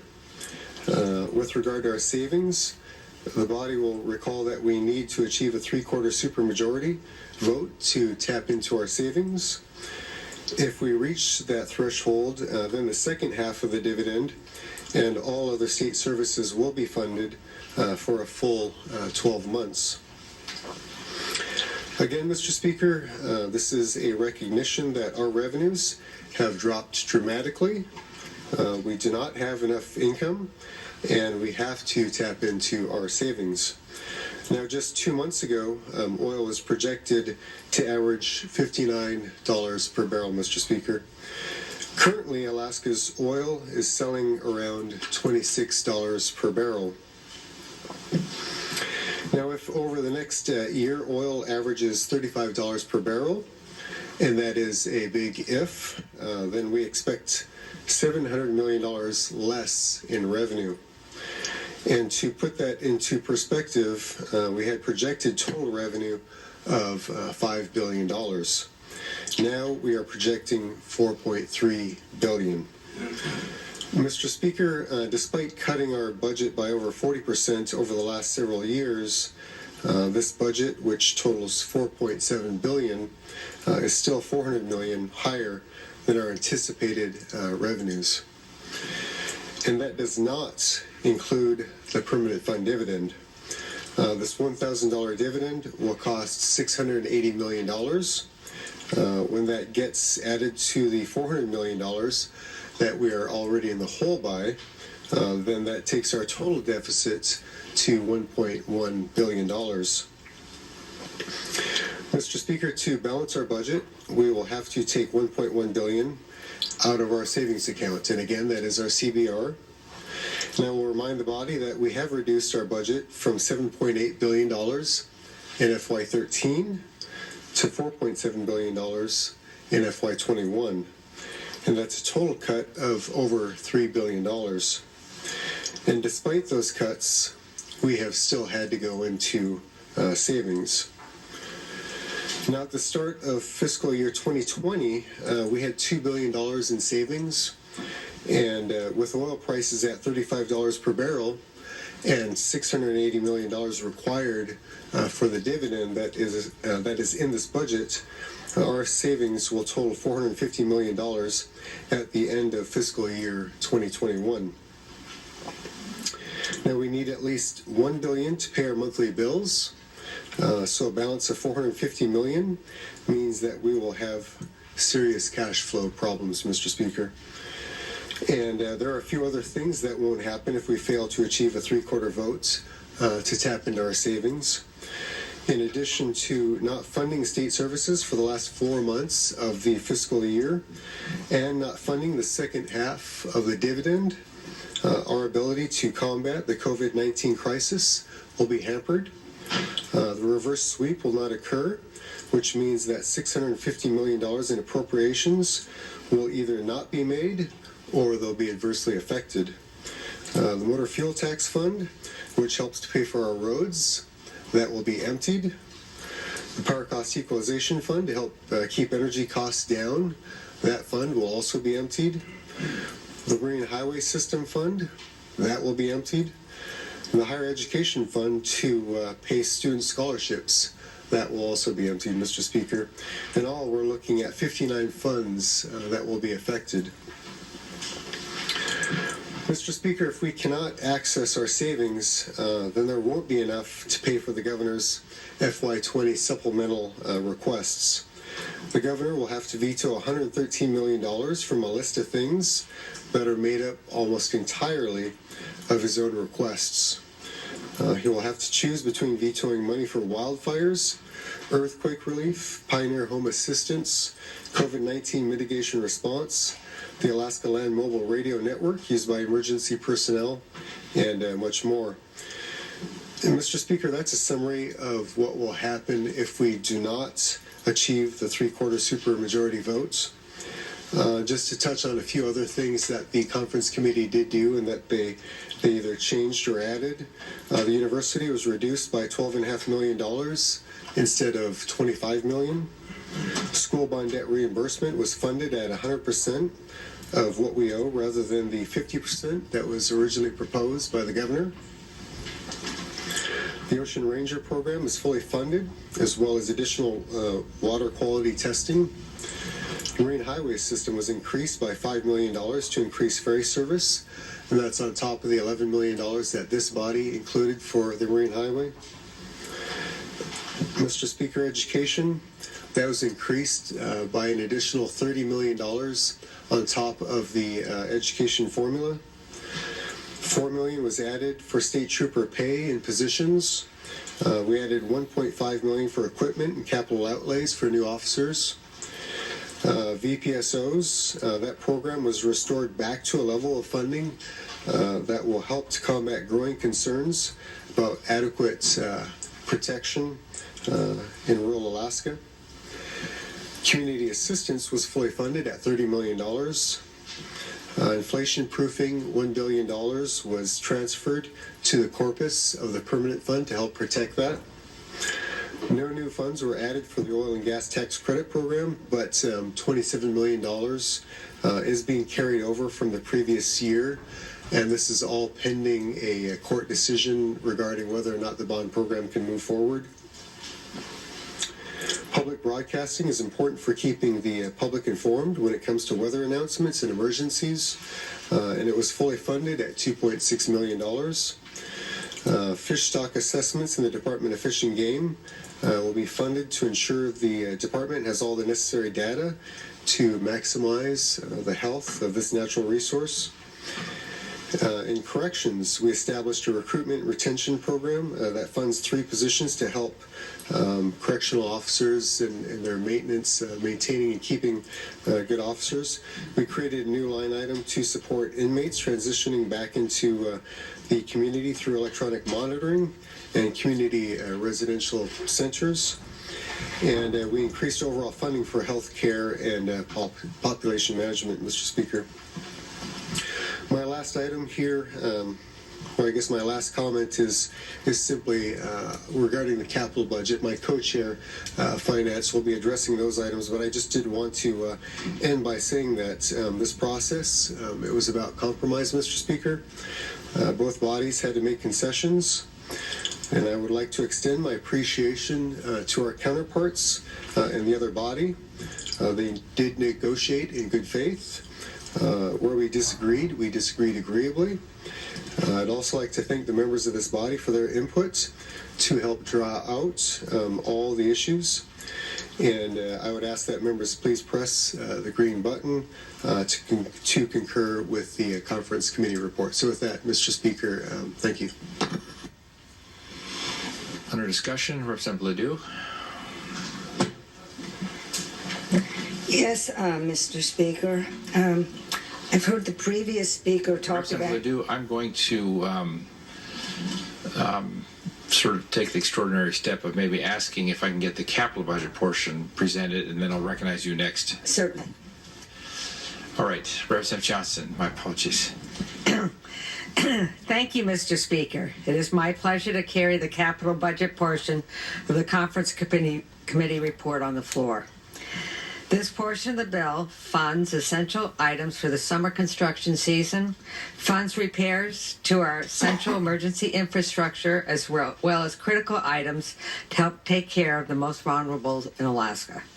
The intention is for the legislature to return at a later time, maybe within the 121 days of session or in summer or maybe fall, to take up the remaining items of the capital budget that are not included in House Bill 205. Section 5 of this bill is funded by $112 million in unrestricted general funds, which ensures we will gain almost $1 billion in funds from the federal government. The bulk of that will go towards our airports and road construction. A couple of road highlights are the Knik Goose Bay Road, Parks Highway reconstruction, and Sterling Highway improvements. There are funds to maintain our emergency infrastructure, $5 million for the Alaska Land Mobile Radio System, funds for the mass notification system on Joint Base Elmendorf-Richardson, and funding for wildfire mitigation. Additionally, funds will go towards substance abuse treatment and homeless assistance. A month ago, no one would have thought we'd be in this circumstance. However, this budget prudently funds essentials so that we can take care of Alaska during these trying times. And hopefully, eventually after this evening, we too can go home to our communities and our families. I urge your support for the Conference Committee report. Thank you. Representative Ledoux. Yes, Mr. Speaker. I disagree that this budget takes care of all Alaskans. And I'd like permission to read from an editorial in the ADN put out by former Governor Sean Parnell and former Senator Mark Begich. Representative Ledoux, I'm going to ask you to speak directly to recognizing that this is a concurrence vote, and to quote from an editorial speaking to a lot of things. I've read that editorial. I think rises above your ability to speak to the changes. Well, actually, Mr. Speaker, it doesn't, because one of the things that was taken... I'm going to keep a close ear to your comments, and if I think that they're straying... Thank you, Mr. Speaker. My comments relate to the elimination from this budget of the emergency stimulus package. And that was exactly what Senator Begich and former Governor Sean Parnell spoke about in the editorial. Now, Senator Begich and Governor Parnell are probably two gentlemen who, under normal circumstances, couldn't agree on a topping for a pizza. But they agree on this. Let me read from this. Unprecedented events, however, require a big, bold response. First, Alaskans need cash now, and they are going to need it across the next 3 to 5 months. Rents and mortgages, car payments, grocery bills, child care costs, they don't go away even when the economy grinds to a halt. To stabilize the economy, we must get as much cash as possible into the hands of impacted Alaskans and Alaskans' businesses across several months. The governor and some legislators appear ready to come up with a one-time emergency payment. This needs to happen now, and frankly, we think many Alaskans need 3 to 4 emergency payments spread out, one per month, for several months. So this is what Senator Begich and Governor Parnell had to say about the stimulus package. This is what economists throughout the country are saying about getting cash to people now. And this budget doesn't do that. Thank you, Mr. Speaker. I've said what I want to say. I want to recognize that we have $1.25 billion coming from the federal government. just for the members' edification. Brief it easy.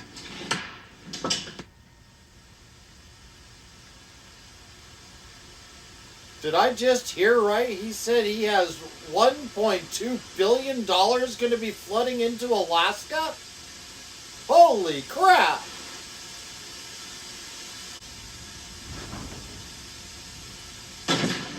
Will the House please come back to order? Under debate. Representative Carpenter. You read my mind, Mr. Speaker. Thank you. Since we have to limit our comments to the changes to the budget, I'll constrain my talk here to a couple topics. First, I'd like to just say that I recognize the gravity of the situation before us. I reached out to a number of constituents today just to help shape my thinking. Spoke to one gentleman, an elderly gentleman, mostly blind. He's very active in the community, though, does real good listening. I said, what are the people talking about? What are they thinking? I think it's very germane to what we're doing right now. He paused for about that long. He said, they're thinking about survival. I haven't been home in many, many weeks. It strikes me as strange when I was there last.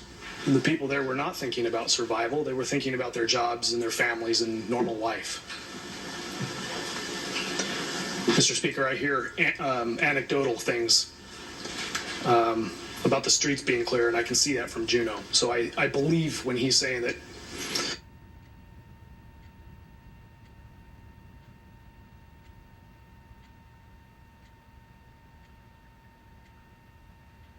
COVID-19 stimulus payment of $1,000. And I understand that the argument is that our unemployment insurance and federal stimulus that's coming, the tax rebate, about $1,200 per person or $2,400 for a family. I think it's $500 for additional children. So when you add up what that means for a median income household, maybe a family of 4, they're bringing in about $74,000 a year. And our unemployment insurance and our federal stimulus that's coming in replaces about 70% of that income.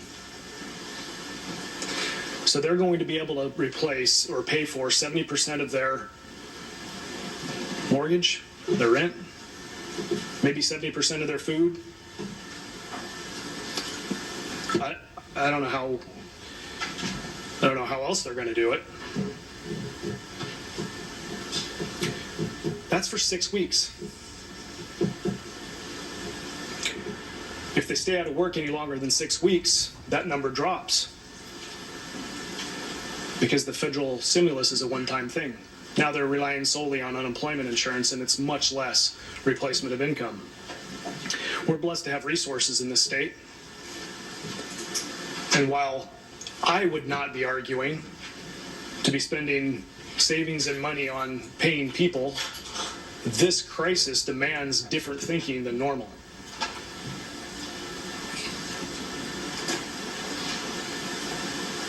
Instead, in this budget, we're paying pay increases to state workers. We're adding $30 million of additional funding to education above the BSA. We've included $75 million for COVID response to provide for additional emergency hospital space. But we're draining our last remaining savings account, putting the state in future jeopardy because we have no more savings. We're growing our budget. This is like one of the largest budgets we've ever had at a time when the economy has tanked. I agree with the previous member who introduced the bill. We have gone off a cliff. And the growth, the majority of it's unrelated to the COVID-19 response. But we've decided to eliminate a $1,000 stimulus payment to fund for that government growth. The makers of this budget decided to force funding from the CBR, or else the COVID-19 relief doesn't get paid. It's not the minority that's holding the people hostage here. We didn't create this budget. There's half a dozen people that did. I know it's in vogue for this body to determine which laws we'll follow and which laws we won't, but really the main reason for why we're having this discussion about our savings is because your own party, Mr. Speaker, the majority coalition here, has a binding caucus rule that says you can't draw from an unstructured ERI draw. So we're going to ignore the statutory PFD, not pay that during this budget, but we won't ignore the POMV draw. This budget's but a financial vehicle. It's constructed like any other vehicle. It's modifiable. It can look any way the maker wants it to look. If the funding source fails tonight, this budget can go back to the maker, and a funding source that doesn't jeopardize the security of the state can be added to it. It can continue to be modified until we come up with an actual compromise, something that we can all agree to, not be manipulated into supporting.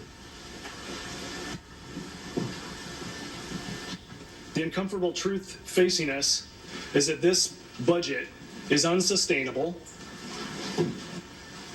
It isn't part of a longer-term fiscal plan, and it only hastens our travel down this road to insolvency.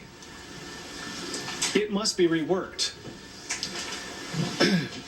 I voted for this budget when it left this body and when it had a stimulus payment in it as an acceptable compromise. I didn't like it then, I don't like it now, but I agreed to it. I passed a clean budget back to the other body, or to the other body. Given the current crisis, it seemed like the prudent thing to do.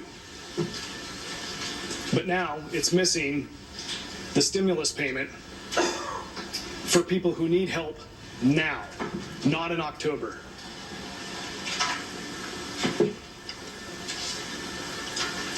I tend to think that because we've been sequestered in this building, that we aren't aware that people are struggling and that their focus on the Maslow's hierarchy of needs is way lower than ours is right now.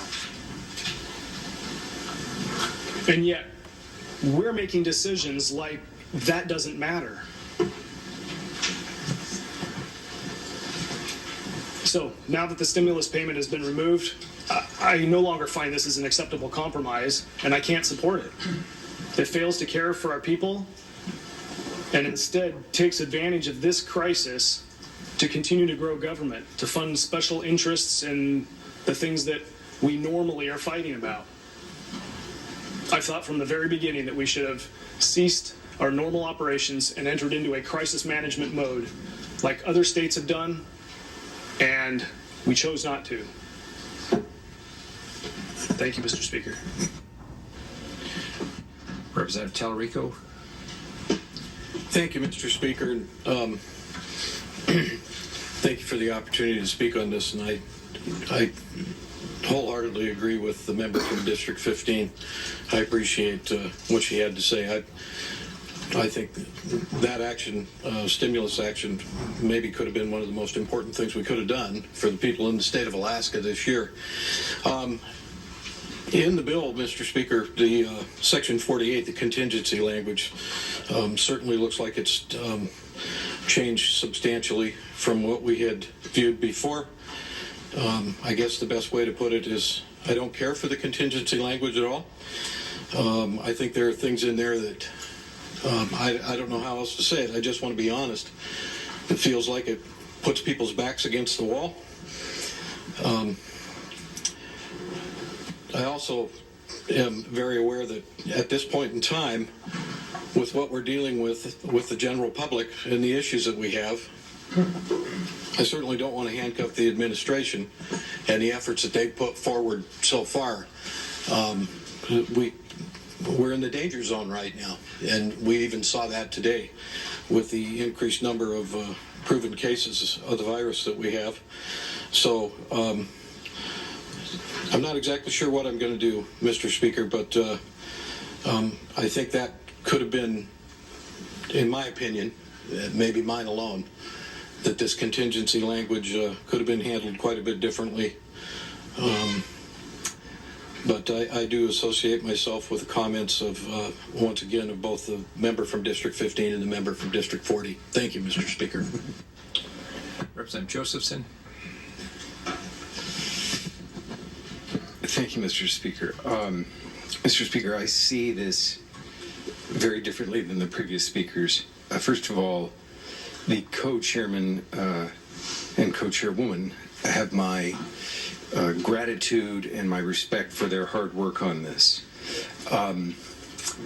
I view the work, frankly, that all 60 of us have done, including the previous speaker, in a hearing of the Rules Committee's conference committee, really the conference committee just an hour ago, as being fantastic work. And when I look back on the last 2 or 3 weeks and the increasing cases of those affected by the virus, I see heroic work from the 60 of us. So I see a very different complexion of these bills in toto. First of all, as to SB 241, the combination of the work done by our Labor and Commerce Chair in combination with her colleague or counterpart in the other body who served on the conference committee, you see an enormous amount, an unprecedented amount historically of, and as the co-chairman said, the budget's been cut over 40% since about FY15. So we've had the cuts. Even in the area of education, which was raised, that's a status quo budget, Mr. Speaker. And then relative to the PFD that's contained in this budget, just as a reminder that one of the things that sort of colors my view of this in a positive way is congressional action, where you've got payments through UI to lower and middle class incomes of $2,400 a month, which they need, for as many as 4 months. That's $10,000. In addition, there would be the state UI benefits. In addition, there's the $1,200 to families earning less than $99,000, and it tails off after that. So we have shown real compassion and concern through SB 241. We have the congressional stimulus. We have our own UI payments.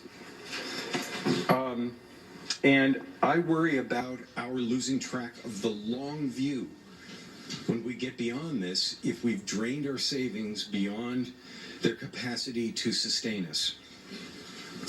So those are my main issues. And you know, the other thing is, I think if there's a feeling, and I sense it from the member from Nikiski, about concern with the ability for the average Alaskan to make do, then in the 32nd legislature or in special session, we should look at serious unemployment insurance reform so that we're not the least in terms of replacement of income. We should look at a higher minimum wage. All those things should be on the table to really give the lower middle classes the fighting chance that they need. But again, I'll just conclude by saying in composite, in toto, when you look at the forbearance in SB 241 and the generosity in this budget, I think we've done magnificent work, and I look forward to supporting the budget. Representative Wool. Thank you, Mr. Speaker. I want to commend the co-chairs of finance and the details of the budget that was put forward. I think one big takeaway is revenue and the lack thereof. As was mentioned, oil is at $27 a barrel. In this budget, initially was with a high 50s, and this projection was at $35, which we don't even know if that's going to happen. It was stated a couple days ago we blew through our CBR over the last bunch of years, and this is true. We have burned through all those savings. The difference was in those years, the past 5 or 6 years, our state ran on oil revenue alone, and since we were short on oil revenue, we made up for it with CBR money. And then the earnings from the permanent fund paid the PFD. But only recently are we tapping into the permanent fund earnings for our revenue. So we have two sources of revenue, oil and earnings from the permanent fund. Oil's down, as it has been stated. Earnings from the permanent fund are down as well. The permanent fund has taken a major hit recently with the stock market crash. So when former politicians write articles in newspapers about how much money we should be giving out and how many times a year we should be doing it, I mean, that's easy, that's cheap, that's real easy to write on a piece of paper. How are you going to pay for it? And the only answer, since the CBR is pretty much depleted after this next fiscal year, I think the co-chair said $450 million, and at one point it was $14 billion. So how are you going to pay for these checks? It's going to come out of the earnings reserve, which right now is our major source of revenue, is the earnings from the permanent fund and all the funds in there. So if you want to deplete the earnings reserve, you're going to deplete your revenue. And I don't think this is very wise, either in the near or long-term fiscal stability of this state. It would almost be similar to saying we have oil fields up north that produce money that are constantly putting oil in the pipeline. Prudhoe Bay, for example, is a good source of revenue for the state and has been for 40 years. And what if someone said, hey, we want to buy Prudhoe Bay off you for a cash payment right now? You'll get some cash, but you'll never get any revenue off Prudhoe Bay anymore. Would that be a wise decision? I don't think it would be. We need that revenue. We need the revenue from the earnings reserve. So if we start chipping away at the earnings reserve, there goes our revenue. And it would break the fundamental rule of SB 26, which would be a bad thing to do, but it would also deplete our earnings from the earnings reserve. So I think we have to keep these things in mind when we say we should give out checks just because we need them. And people do need money, that's for sure. The federal government just passed a $2 trillion package, an aid package. Was all this money in personal checks to everyone individually across the whole country, regardless of income? No, it wasn't. If that $2 trillion was given out in independent checks, it would be about $6,000 per person. So if everyone got $6,000, would that solve all our problems right now? How long would $6,000 last? A month or two? And then you're back where we started. No, the federal government took a lot of money and didn't give it in personal checks. They gave out $1,200 to families that made, to individuals who made under $100,000. If you made $500,000, you're not going to get a check. And you know what? You don't need one. So of that $2 trillion, about $400 billion went into checks to those people of a certain income level. The rest of it went to targeted programs. It went to aid packages, it went to unemployment, it went to municipalities, it went to different industries and businesses. So when people are ready to go back to work, those businesses are still vibrant. That's what we need to do, and that's what we're doing. We passed this other bill that prevents foreclosures and aids to COVID programs. And guess what? We're going to have to be back here and funding COVID again. It's not going away anytime soon. It's going to require funding. And targeted funding is what's needed. People that are out of work need checks. People that can't pay their rent need some help. And the government also, in addition to individual checks, is giving $600 a week for 4 months in addition to unemployment insurance. So they're targeting their money wisely. We're not just giving everyone a check for $6,000 and saying, hey, that was pretty good. Let's do that again in 6 months and do it again in 6 months. That's not a smart approach to that problem. So we are giving out some money, $1,000, which is $600 million, and in a budget shortfall that we're in right now, it's actually more than we can afford, because right now we have to go into the CBR again and pretty much get it down to way lower than any expert said it should be. They said $2 billion. Then they said, well, you can do $1.5 billion. Okay, maybe $1 billion. Now we're looking at under $500 million in the future, and that's at $35 oil. And oil might be at $27 for a long time. We don't know. So before people start writing articles on how much money we should give away month after month after month, I think they have to look at where the money's coming from and how it'll put our state in the future. And I think we have to be very frugal and smart with this. And I do think we'll be back here. So I think this conference committee bill is a good one. Representative Zukoski. Thank you, Mr. Speaker. I recognize the hour is late, so I'll keep my comments brief. There's been several more experienced legislators who've spoken on the long-term fiscal condition of our state, and I always appreciate my colleague from Nome's great highlights of the work that our body has done over the last several years to cut spending at the state level. I just want to focus in on the COVID-19 funding that's been put into Bill 205 that's before us today. Particularly because my background is in public health and in healthcare. I, along with many of you, might have seen that statewide reporting that there's roughly 200 ventilators in the entire state of Alaska, as well as 160 ICU beds to serve the entire state, all roughly 800,000 of us. And that's just statewide reporting's best guess. The Department of Health and Social Services noted in that report that they are racing to catch up to find the state numbers and to really true that out. In my home region, what that means in the YK Delta, where the Yukon-Kuskokwim Health Corporation is one of the largest rural health organizations with the most comprehensive health system in the southwestern region, that hospital system, which serves roughly 30,000 Alaskans, has only 5 ventilators and no ICU beds. And every day, and I think we feel the sense of urgency collectively in this body because we're trying to get this critical work done so that we can get home to our families and get home to our districts.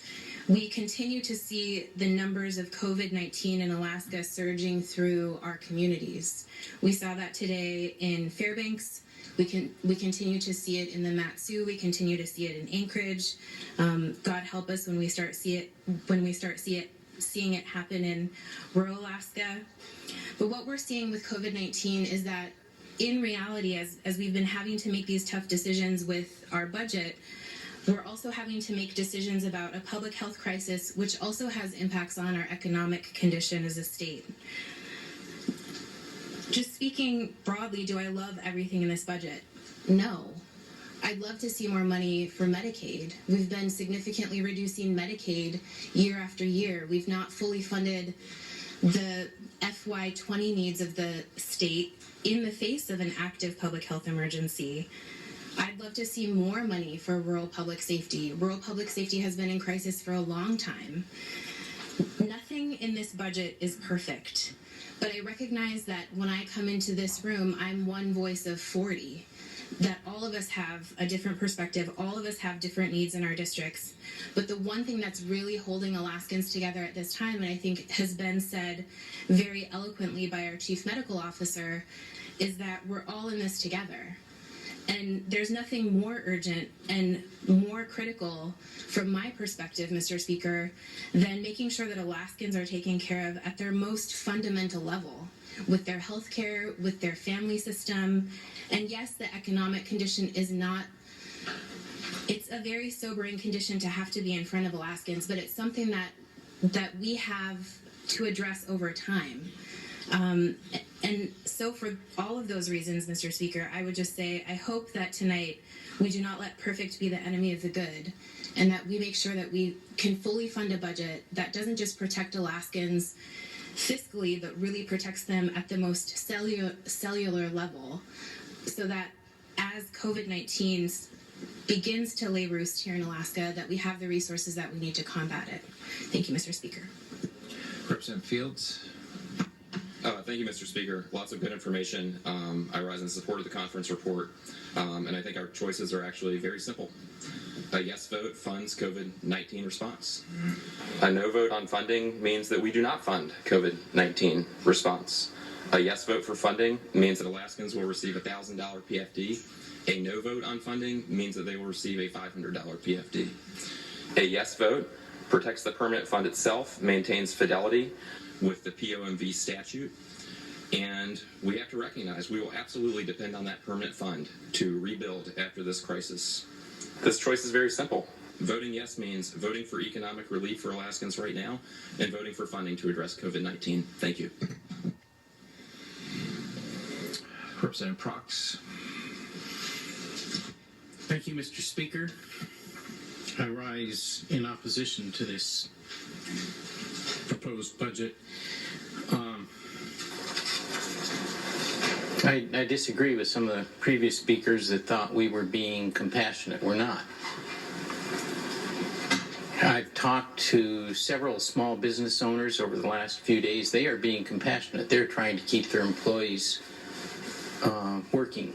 They're adjusting their businesses.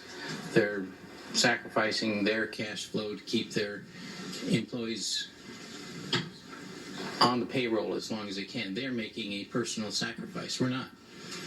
We're forcing others to accept the risk when we force landowners to not foreclose, when we force banks to not foreclose. It is not us that are being compassionate. We're forcing somebody else to do something really that they're doing anyway out of their own sense of compassion and caring for their employees. We're not. We're telling somebody else to do that.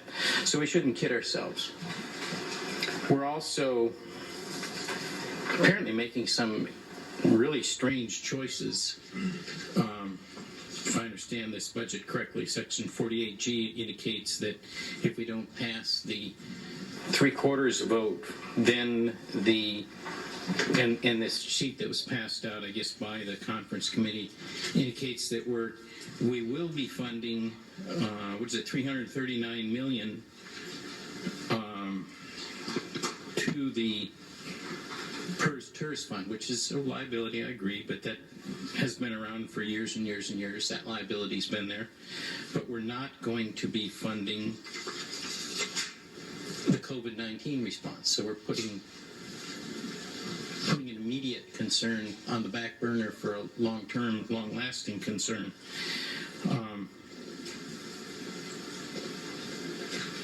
We're saying that we want the next legislature to come in on February 10th. They could come in earlier. This could be done earlier. We could.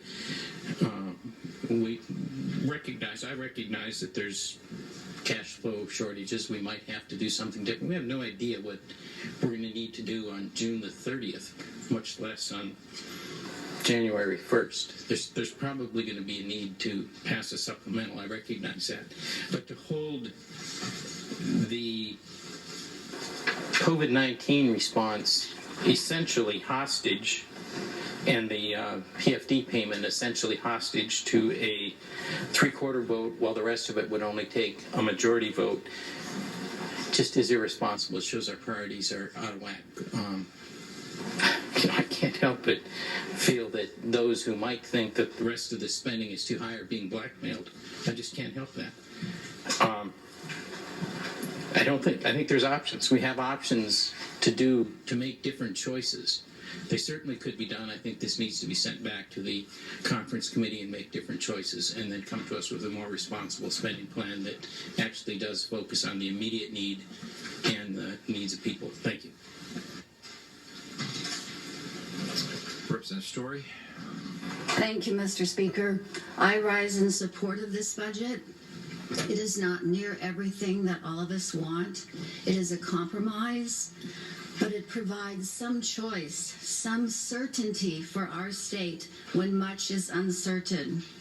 It provides money for public health and public safety. It helps fix our ferries and will provide minimal service to communities. It restores funding for public broadcasting to continue video coverage of our meetings and floor sessions into the homes of Alaskans so they stay informed and engaged with their elected officials and state government. It funds a permanent fund dividend. It protects our permanent fund and our state credit, and it shows businesses and families that we can provide essential services. One critical piece I'd like to address is the $30 million included for kindergarten through 12th grade students.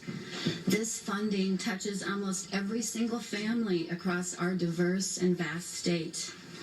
This investment has direct payoffs to Alaska in terms of helping to grow productive, independent adults. It advances the goals of the Alaska Reads Act and the work underway to help all children read proficiently by the end of 3rd grade. This funding offers districts some flexibility as they work to retain teachers and balance their budgets. It's important to note that addition of these funds reflects flat funding. Even with this funding, our districts face financial difficulties. You may be surprised to hear that data from our nonpartisan Legislative Finance Division shows that on a per-student basis, in inflation-adjusted dollars, the state spends roughly the same as it did in 1988, when today's 40-year-olds were in 2nd grade. Do we have challenges in educating students across this far-flung state? Absolutely.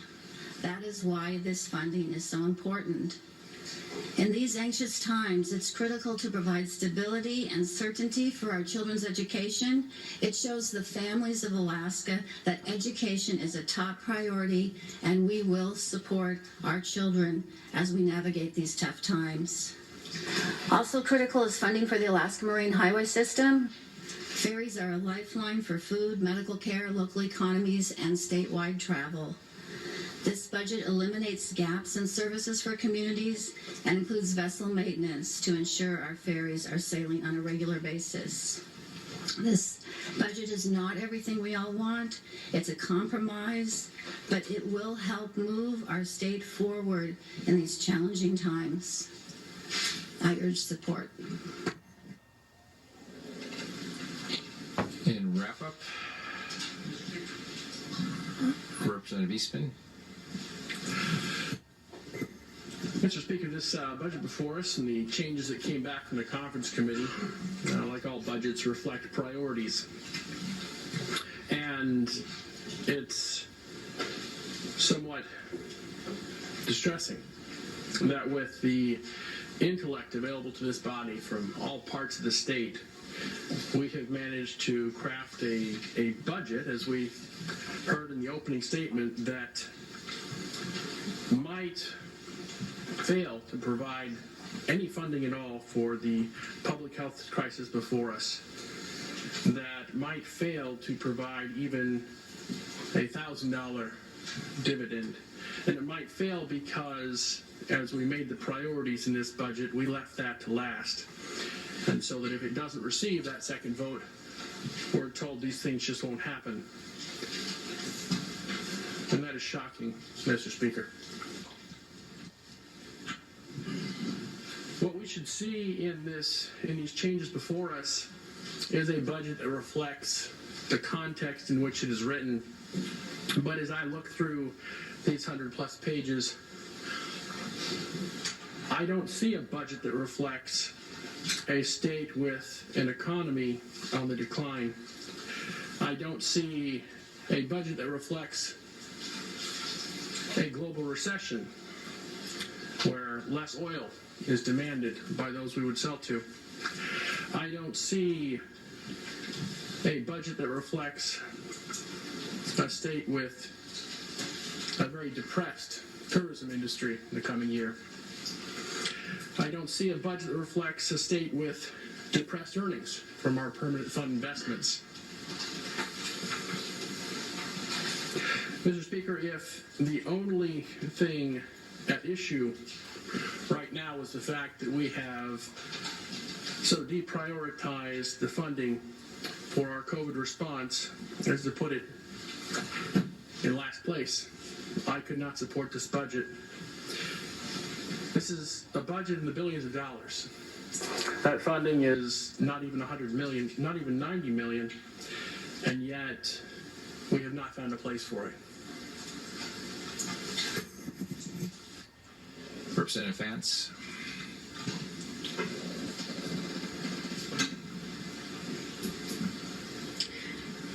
We've made history in this 31st legislature, haven't we? Numerous times. The first on election day was when we had the most women elected to the legislature in Alaska state history. I was proud to be a part of that. It was shortly after that that our historic acts started to decline. I think it took us 31 days to organize. Those were good times. But this takes the cake. I've heard the word compromise several times tonight, and I'm just wondering with whom? Because it certainly hasn't been with me, or for any member on my team for that matter. And so I'm really challenged. I haven't seen any budget reductions. We heard about a lot of things that were added to the budget. We've heard about no economic stimulus, no full PFD. There is an additional $30 million to education, but I don't recall passing the Alaska Reads Act, and so therefore that isn't as high of a priority because that just didn't cross the finish line.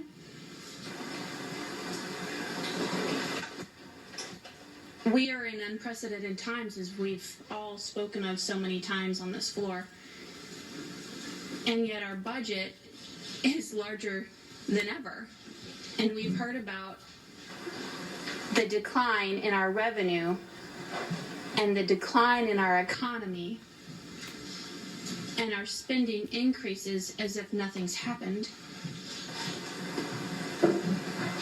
I've been torn on how I would vote for this for the last several days,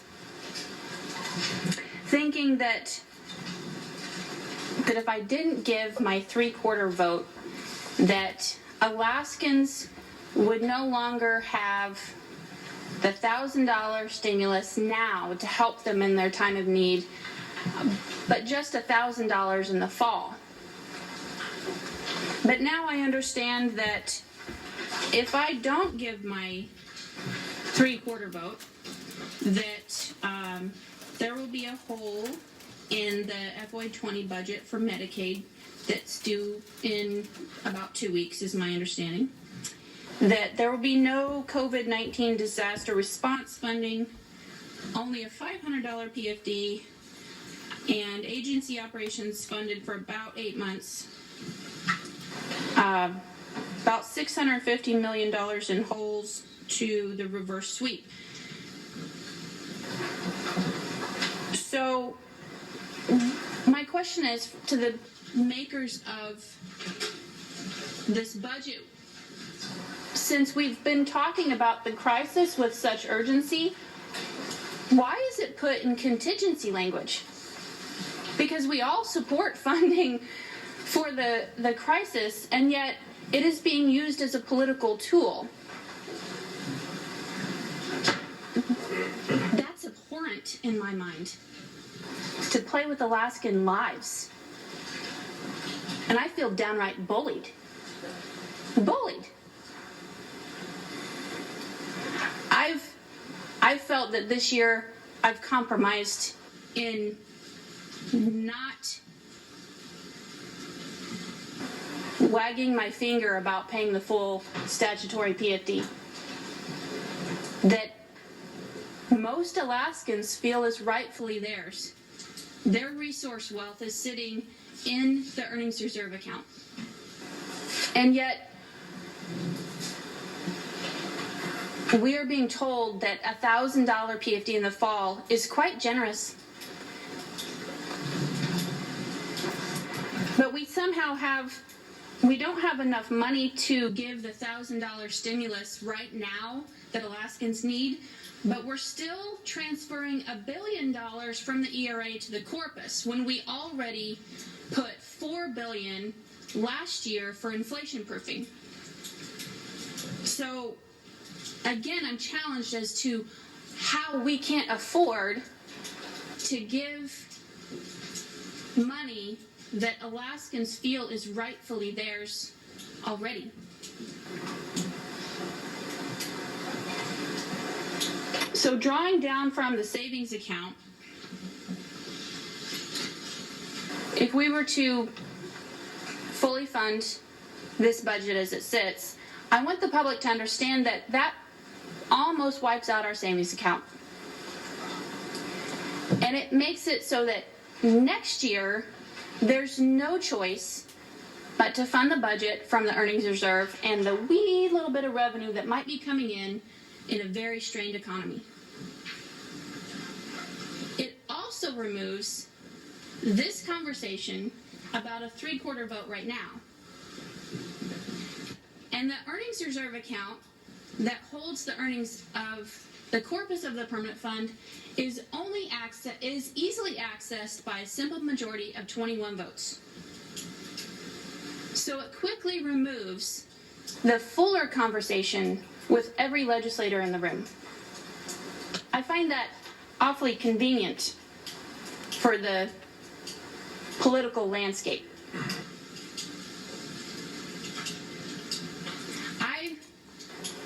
I'm just a simple homeschooling mom, but I was sent here to reduce the budget, to tighten the belt, because Alaskans have been asked to do that in their homes for a long time. My husband is a janitor at an elementary school. Point of order, Mr. Speaker. I believe we're supposed to be addressing the changes in this bill here. Mr. Speaker, I am speaking to the dividend. To address the point of order, which takes deference at this point, I've been letting members stray, and people have been talking about a lot of things. And the hour is late. We're approaching 1 o'clock in the morning. I recognize that other members have talked very broadly about the topic, far and above, beyond just the normal changes that are before the body, that if I gave strict adherence to Mason's manual, I would have clamped down a long time ago. But let me just advise that, and this is to any future members who want to speak as well, that I would ask you keep your comments as restrained as you could, if I would put it that way, to the comments before us, because otherwise we're going to be here for a long time. With that, the budget before us, Representative Vance. Thank you, Mr. Speaker. Let me say that I am being much more respectful than what my constituents would be at this moment.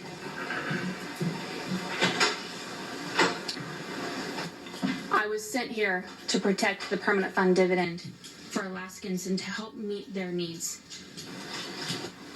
This budget does not do that. It doesn't provide for their needs with this crisis at hand or the coming economic crisis in the future.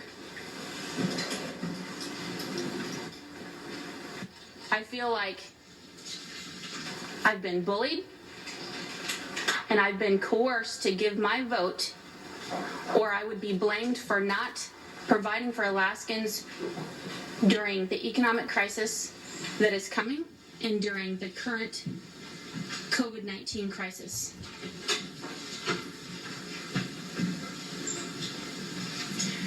But Alaskans are not dogs to be begging for crumbs from the table when they own the banquet. So I will be proudly standing as a no vote on this budget. Yes, yes, yes, yes. Representative Clayman. Thank you, Mr. Speaker, and I will try to follow the suggestion from the representative from Palmer that we keep our comments to 2 minutes, although we're not doing that tonight yet. I want to note that I view this budget as a cautious budget It's a cautious budget in the context of the federal stimulus package. It's sort of remarkable to see that the federal government has put in a stimulus package of $2.2 trillion, which is about 10% of the entire gross domestic product of our country in 1 year. The notion that we might have access to that sort of funds here in Alaska it actually boggles my mind. And part of why I see this as cautious is I believe we should get a chance to see what will actually happen with that federal stimulus dollars. There's going to be programs. We can't see today how much that will benefit Alaska, where it will come for Alaska businesses. We know for a family of 4, there'll be a $3,400 check if they earn less than $150,000. Be a $3,400 check for $1,200 for each of the parents and $500 for each of the children.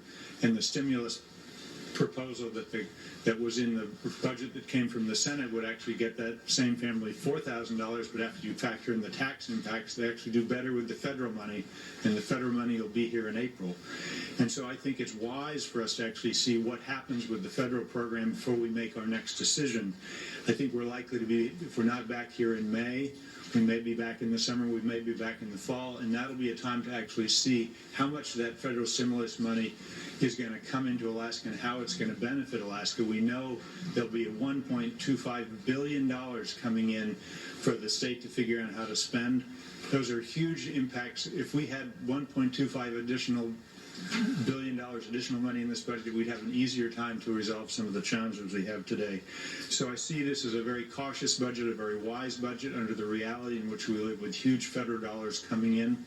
And the other thing I want to note is that in the world of compromise, there were a number of legislators I heard from, including myself, that thought this was a good year for a dividend holiday because of the financial challenges that we face today. And so when I see a $1,000 dividend in the fall, to me that is a significant compromise given the financial challenges we have as a state. And so for all those reasons, I'm urging a yes vote on this budget. Thank you, Mr. Speaker. Representative Tilton. Thank you, Mr. Speaker.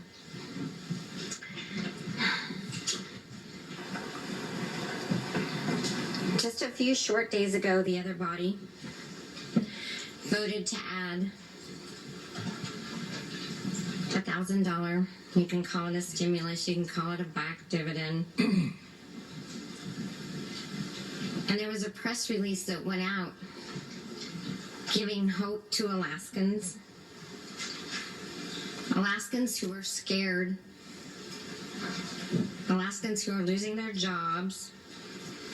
Alaskans who are not sure how they're going to pay their bills. I believe in expectation management, Mr. Speaker, and shame on us because we got their expectations up.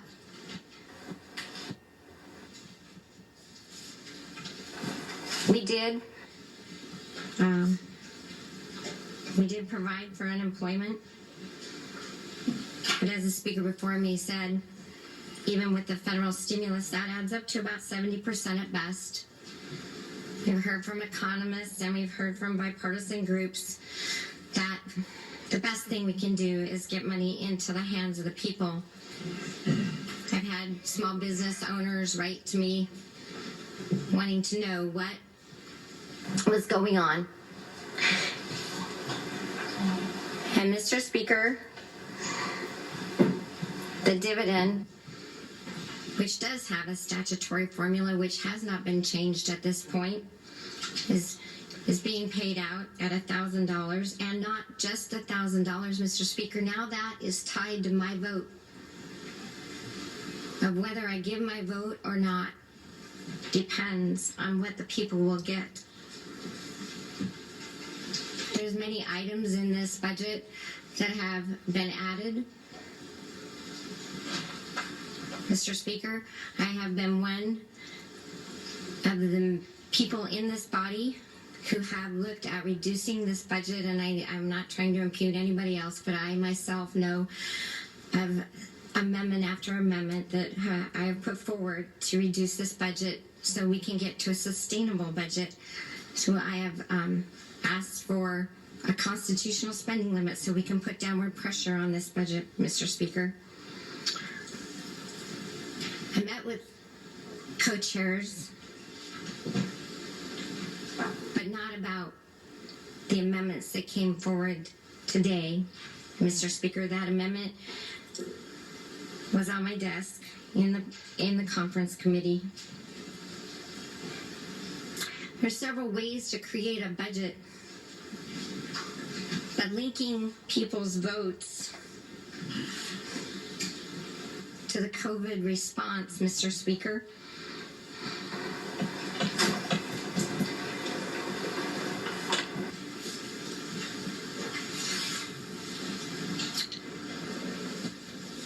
is like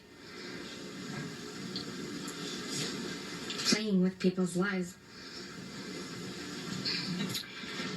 You know that the dollars for the COVID response is a $75 million, and that money, as we heard from another speaker behind me, that what that money is going for. It'll go to set up places for the response. It'll go for respirators. Mr. Speaker, former White House Chief of Staff Rahm Emanuel is famously quoted for saying, "Never let a crisis go to waste." All I can say is, bravo. If this was any other budget and we had 120 days, it would be easy to say, just shut it down.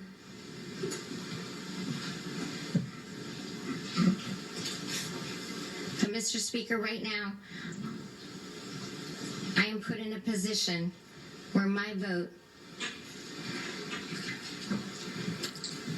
risks and gambles the lives of Alaskans. Thank you, Mr. Speaker. Mr. Minority Leader.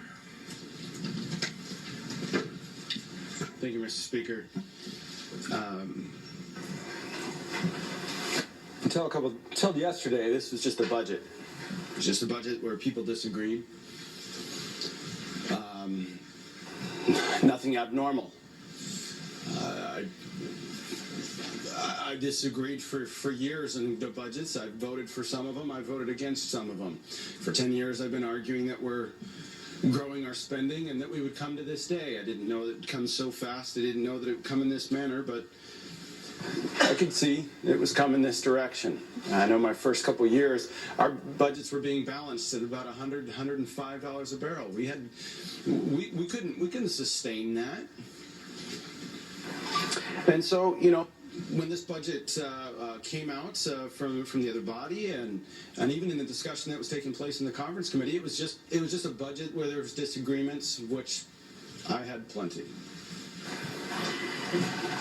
But this morning, that all changed. This morning, Mr. Speaker, what took place in the conference committee was that COVID aid became tied to the CBR. So what were we essentially saying? We were telling Alaskans everything else will get funded first. COVID aid is our extra. It's the last priority. Why is COVID aid the first thing to get cut if we don't spend from our savings?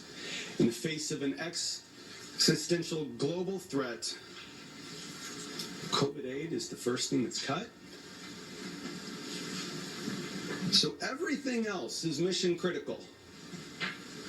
Whatever it is, if it's a pet project, if it's a pet program, if it's a swimming pool, that's all mission critical. But emergency triage centers, they're the first things that should get cut. You see the dilemma here. If this were just about whether or not people felt this was a budget, whether or not they felt comfortable using savings for the budget, that would be one thing. That would be, I think, an appropriate conversation that would match every other conversation on the budget that I've been able to have here. But instead, Mr. Speaker, we saw a crisis used to extort members into a place where they feel that if they don't do this, people will die. And the thing was, it was about to get worse. The co-chair mentioned a couple projects that are in here. Sterling Highway bypass and the Connect Goose Bay. What was coming next was that a list of the STIP was going to be printed out. And they were going to go in the conference committee and they were going to say, well, this one is a project that this person wants and they're going to vote yes, so it goes. This is a project that someone's going to vote yes, so this one goes. This project was going to be no, or they were going to vote no, so we're going to rip it out. That's what was coming. And so Connect Goose Bay, where people are dying, where literally the people in this room were having to question whether or not they were going to support the lives of their constituents or vote for a CBR draw, which they may have passionately felt for whatever reason, and they have a right to feel that they couldn't do.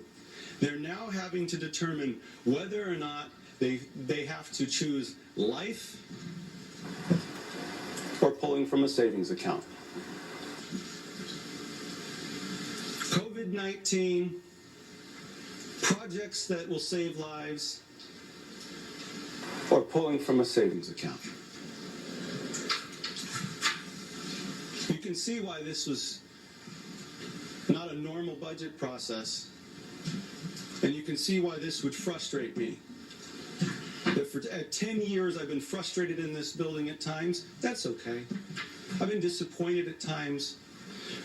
But for the first time, when I saw what rolled out of that conference committee, I was embarrassed to be a member of this body. We cannot be holding lives to manipulate people to make decisions down here. We could have solved this with conversations that would have started a long time ago. We could have solved this by listening to the concerns of individuals. That doesn't mean you have to accept everything that you hear, but you've got to listen to people.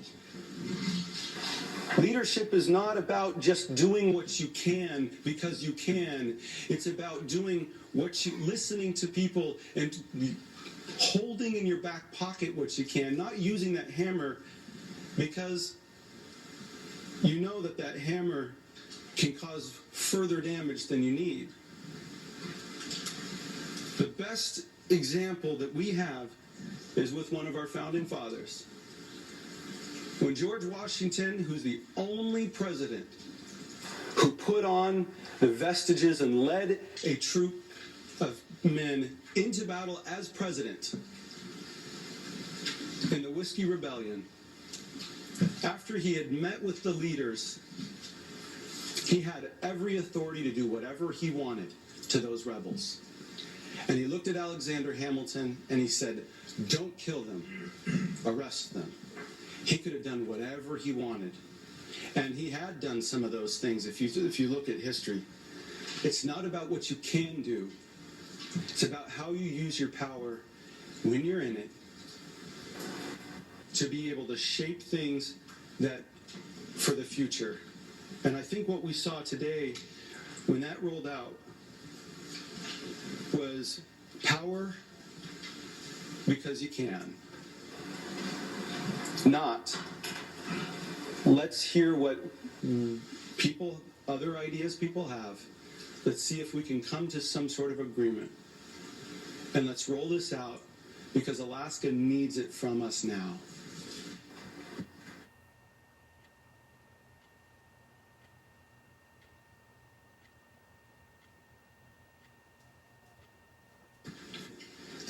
That we had to get to that point. That instead of listening, we had to resort to what truly feels like, and I get it. It sounds terrible, but it feels like extortion for those that might have had a different viewpoint. I don't know what your outcome is going to be. Point of order, Mr. Speaker. I believe it is impugning the motives of others.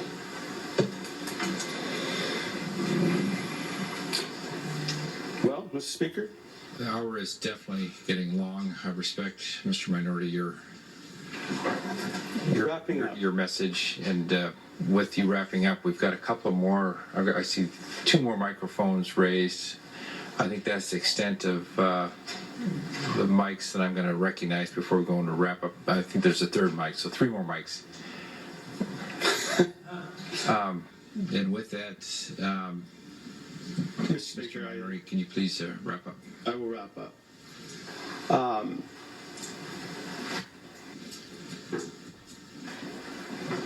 Mr. Speaker, I appreciate the opportunity, and I appreciate allowing me to be able to speak with the passion. But I will tell you that I worry the damage that has been done is something that will last for a while and last into future legislatures. And it really didn't have to be this way. It really didn't have to be. So we'll see what happens today. We'll see what comes out.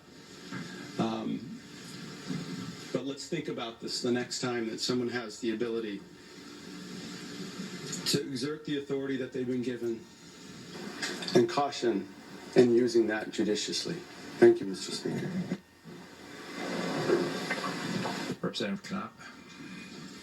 Thank you, Mr. Speaker. Mr. Speaker, first I'm going to start off by thanking you for acknowledging that you have, in fact, granted some very broad bandwidth in commenting on these conference committee reports. So I think at that point, Mr. Speaker, it's continued, and so I'm going to ask you to please rein that in, even starting with myself, if I stray too far from topic, as it is. 1 a.m. day is getting long.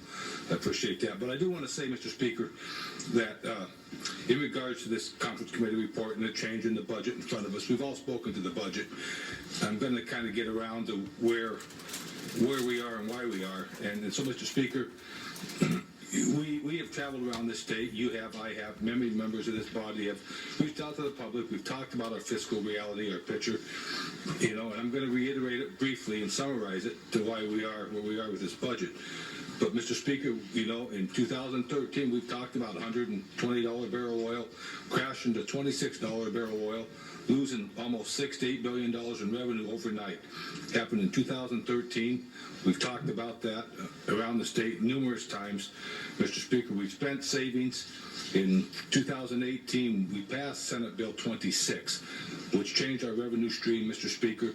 That is using percent of market value, interest from our earnings to fund operations. Mr. Speaker, the old statutory formula was never designed to be sustainable while using interest earnings. It simply was not mathematically possible to use interest earnings to pay a full statutory dividend and fund government operations. That's a conscious decision we made almost 3 years ago, Mr. Speaker. And so that's where we are today. There's been a lot said, Mr. Speaker, but the whole conversation has changed in the last 2 weeks, Mr. Speaker. We come to Juneau in January. We had $59 barrel oil. We passed an operating budget to the Senate that had about $450 million surplus in it. 2 weeks ago, Mr. Speaker, that crude price fell to $23 a barrel. All that surplus was completely wiped out, Mr. Speaker.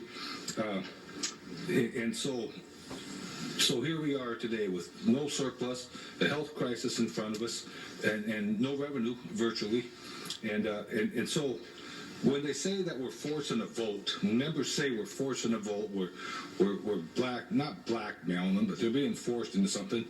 They're not forced anything, Mr. Speaker. Just ask them to follow their conscience, vote their conscience on that issue. But so our co-chair of finance stated really well where we are, why we are, and so, and as far as compromise, Mr. Speaker, former Speaker, another member had mentioned that we talked hard about not having a PFD this year. We talked about PFD holiday because it was a fiscally responsible thing to do. But in this art of compromise and the health crisis being what it is, recognizing the economic damage that's being done, we compromised on a dividend we thought we could afford, Mr. Speaker.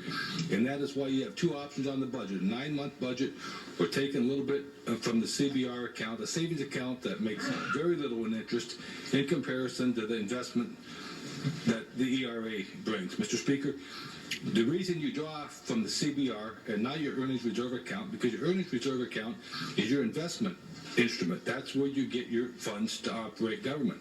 To pull from that, I mean, anybody retired that has a 401k knows that you do not spend 7% on a fund that's making 5%.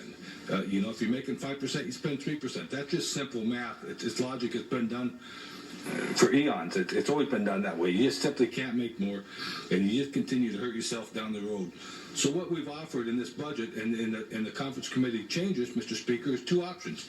We can fund the government with the revenue that we have and pay out a dividend with the revenues that we have for 8 or 9 months and pay out a dividend that we knew we probably shouldn't have done this year.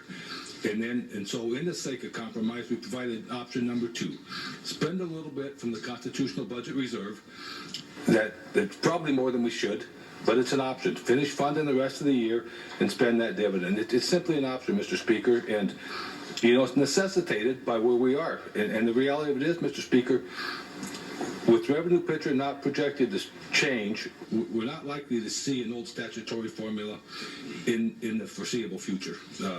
So in that regard, Mr. Speaker, I fully support the changes we made in conference committee to the budget and the changes the Senate has done. And that is just the reality of our fiscal picture today. So I would encourage support for the conference committee report. Representative Jackson. Thank you, Mr. Speaker. And I thank all of our colleagues that spoke before me this evening. It's easy to take life for granted.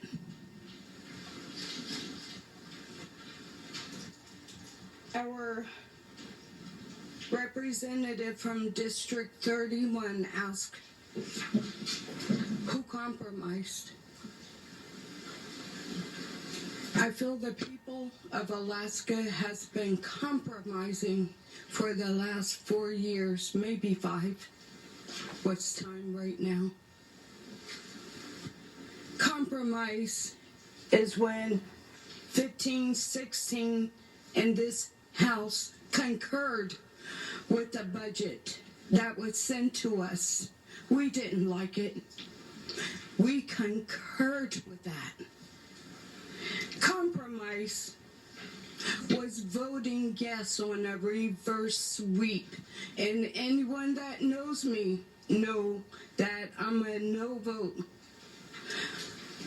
But I gave the benefit of the doubt on this floor, trusting this body to do the right thing for the people that are depending on us.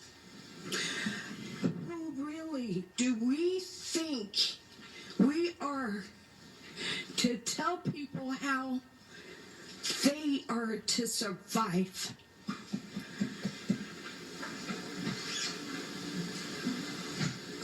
Mr. Speaker, yes, it is a long night, very dark hours.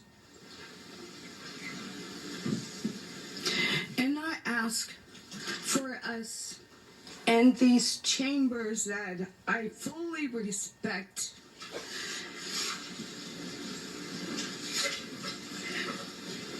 to put our policy differences aside and vote with our hearts for the scared people out there, hoping that we do the right thing and just giving them a little hope. Hope that maybe there is a tomorrow. Hope that maybe there is 8 months. Hope that maybe there's 12. Tonight is a very important night, and I just pray that we all reach deep in our hearts and soul and do what we know we are being asked to do this evening. Thank you, Mr. Speaker.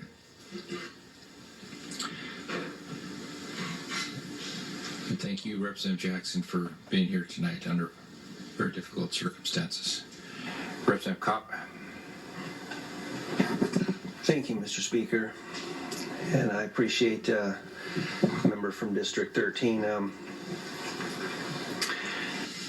her passion and speaking to her heart conviction. Mr. Speaker, a member from District 13 did mention that just a few days ago there was widespread concurrence on the budget that came back from the Senate by most of the members that are now speaking against this bill. The budget that came to us from the Senate was took about another $600 million more from our savings than this budget in front of us now. This budget in front of us now is greatly reduced in number, but somehow this budget is bloated and it hasn't been reduced enough, even though it's about $600 million less than what was concurred upon earlier. So what happened? Well, it doesn't have a devastating draw on the earnings reserve. That's what happened, Mr. Speaker. And it is just what the House organized around, as well as the other body. So I would just say, Mr. Speaker, with as much gentleness and sincerity, is that this should not be a surprise to anyone that we actually meant it. If you go through all the pain of being committed to something, why would you falter at the finish line? Of course we're going to follow through. Math is not a bully. Math is just a fact. And the crisis of the pandemic was not used. It was not used to pay a responsible dividend. This would have been done regardless. And Mr. Speaker, just, in closing to the accusation that there's been an abuse of power, for more than 2 decades I tried to talk people into doing things that they didn't want to do. Maybe they were drunk, maybe they were just angry. They were out of sorts. And I found that many times you could talk and plead and reason and persuade and try to give a person options. But at the end of the day, you just have to act. And you act to stop harm and to preserve peace. House Bill 205 is acting. We're stopping harm and we're preserving the security of our state. Thank you, Mr. Speaker.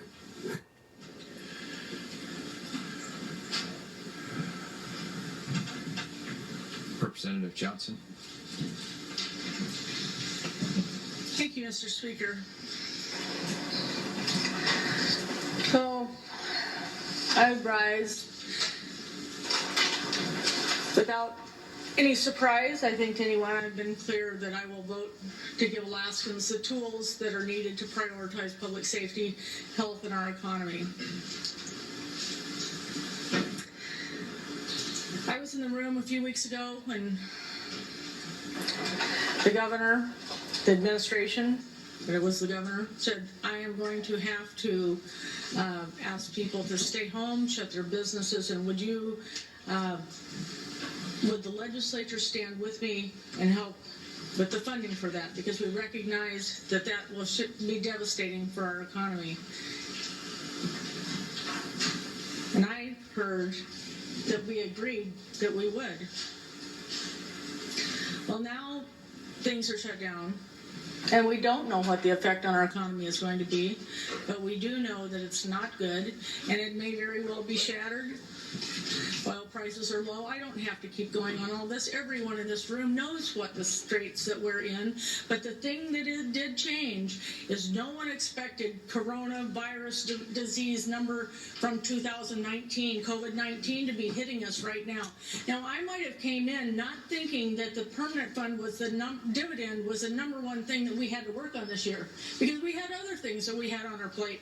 A sustainable budget, things that all of those things are important things. A spending cap. We have priorities that have changed today because of COVID-19.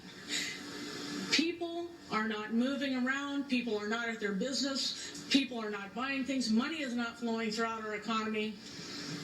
And now more than ever, Mr. Speaker, now more than ever, we should be paying attention to what people need and touching them right where they hurt and where we can actually help. And for that reason, I was delighted, I was pleased when I saw that the other body had sent us a bill with not only a permanent fund dividend, but also a portion of a stimulus to help people. Help those people that were small business owners, people that aren't going to necessarily be the ones that are recipients of federal aid. In fact, I know a lot of people out there, they don't even think the first thing to do to go sign up for a program or go to the government for help. They just say, I'm going to work a little harder. Well, you know what? They're sitting around right now and they can't. They want to work a little harder, but what can they do? So, Mr. Speaker, I guess, unfortunately, I was saddened by the process and the straight out, you can do it our way. There's a lot of ways it's been said over time. You've given us you're damned if you do, you're damned if you don't. It's our way or the highway. Or I could keep going. Because this isn't unusual in the course of human history to be forced into a decision like this. But it's a sad day, I think, for our legislature. I think it's hard for us to have to vote this way and to feel like we're being bullied into it, because truthfully, I want to vote for the well-being of people of Alaska, and I want to choose the well-being of our residents. And as such, I'm going to vote for this budget, not because I've been said, if you don't do this, we're not going to do this. What I am going to do is I am going to ask, as I vote for this bill, with no alternative means for aid right now, I'm going to ask that the governor, as soon as it's physically possible, to discuss calling a special session to have that continued conversation. Let's not let this conversation be over tonight, Mr. Speaker, but yes, I will take this vote. Representative Drummond. Thank you, Mr. Speaker. It's been really interesting listening to all of the conversation here tonight. But I want, if you allow me a little latitude, and I will be brief. This is my 8th year in this body. I think it's remarkable that we are here tonight on the 68th day. It's actually the morning of the 69th day, but I think officially, whatever business we conduct tonight will be officially 68th day business. We have never finalized a budget on the 68th day, not in my 8 years, and it may have happened, I don't know, a long time before me, but anyway, we're here, we're in the here and now. I was in the minority in this body for my first 4 years. I never felt pressured into voting for the CBR. In fact, in my first 2 years, I was a member of a minority of 10. The House did not need my vote or any of our minority votes to accomplish the reverse sweep. But I never felt pressured. I didn't feel pressured in the subsequent 2 years. And it's simply good management to vote for the reverse sweep. And the reason that the COVID-19 money is in danger of not being funded, that's this year's budget, folks. The reverse sweep, we need that money out of the CBR because that is today's money. This money is going to be spent now, not in the next fiscal year, which is the bulk of this budget. So please, practice good management. Join me in voting for the reverse sweep, and we will have a fully funded budget. And yes, we will need to come back and finish some other critical business. There's a lot of policy issues that were not handled in this session. But once again, we're ending pretty darn early. Thank you, Mr. Speaker. And wrap up. Representative Foster. Yes, thank you, Mr. Speaker. Bear with me. I've got a lot of chicken scratching here. There's a lot of comments that have been made, and I'd like to comment on some of those. Mr. Speaker, it was said that, I guess towards the beginning here, that we're seeing increases in pay to some of our state workers, and I did mention that our state troopers are going to see some pay increases. Some of that money is also going toward paying for more positions. I think the public has asked, and we have listened, that they wanted to see a greater response to the crime that they're seeing in our streets. They wanted to see a greater public safety component. We've also increased, and then it was also mentioned that we've increased the budget in some places. And as I mentioned, troopers. Another one is corrections. We did put more money into the corrections system, and again, that was a response to the public asking us to provide a greater response to what we're seeing in terms of crime. Mr. Speaker, another thing that was mentioned was education, $30 million. And I did mention that was an addition that was added to this budget, but that wasn't mean. I didn't mean to say that was an addition over the prior year. That, in fact, is a flat funding of education, because in the prior year, it was also at that increase of $30 million. This is a one-time appropriation that follows another one-time appropriation. And I think the thing that folks should be aware of is, if you look at the base student allocation, that has not been increased in years, and education is effectively not keeping up with inflation. So, you could also look at some of the things that we did not fund. For example, our budget had funding for oil tax credits, and in conference we decided that we were not going to put in for $55 million for that. We are carrying over some money from the prior year, but that was something that we did not do. University, we as a body here wanted to cut $25 million. The other body wanted to go with $12.5 million, and that's what we did. That is still a cut. Mr. Speaker, it was also said that this was one of the largest budgets that we've ever had, and that is simply not true, Mr. Speaker.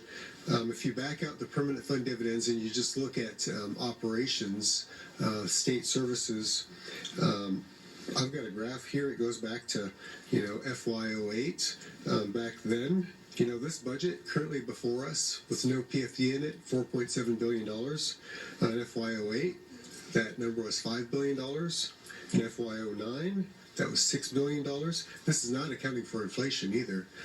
Back in fiscal year 2008, $5 billion. I don't know what that is in today's dollars, but it was certainly more than $5 billion, and we are below that today at 4.7. Fiscal year 10, $5 billion. Fiscal year 13, 7.8. Fiscal year 14, 7.3. Since then, we recognized that we had an issue with falling prices and falling production for oil, and so we've been decreasing. And that budget is in FY15, that was $6 billion. So again, certainly not one of the bigger budgets that we've seen, Mr. Speaker. I'd like to move over to my opening statement when I started earlier. And I said that, Mr. Speaker, this budget recognizes the harsh fiscal realities that we face, and we've got to deal with that. Mr. Speaker, we only have a certain amount of levers before us, and I'm counting 5 right now, and I'm sure we could get creative and come up with some other things, but really, there are 5 main ones. We've got cuts. We can make cuts. We can use our savings to balance our budget. We've got the POMV that we've created, the percent of market value. You can adjust the permanent fund, and you can look towards additional revenue, Mr. Speaker. And with regard to what we did in the conference committee on the cuts, again, A budget of $4.7 billion is certainly less than what we've had over the last few years, over the last decade. Again, I'll reiterate, we've cut 40% since fiscal year 13. The governor himself, when he proposed this budget, this fiscal year 21 budget, he proposed essentially it was a flat budget, Mr. Speaker. It's very difficult after you've made that much in cuts, $3 billion worth of cuts. All of the low-hanging fruit has been picked. With regard to savings, as I mentioned, we've been talking a lot about tapping into our savings, tapping into the CBR here. And at the end of fiscal year 21, based on oil at $35 a barrel, and keep in mind again that it's hovering around $26 for ANS right now, assuming $35 a barrel oil, we can expect the CBR to be around $450 million. We need $1 billion in that. That's not sustainable. We can't pay our bills if it's that low. So then you look to the POMV. That's something that we've implemented. It's at 5.25 right now. It'll drop down to 5%. If we draw more than that, that current trajectory, we've been told that the ERA itself will fall, will actually be totally decimated by 2026. And that, of course, is where the permanent fund dividends are paid out of.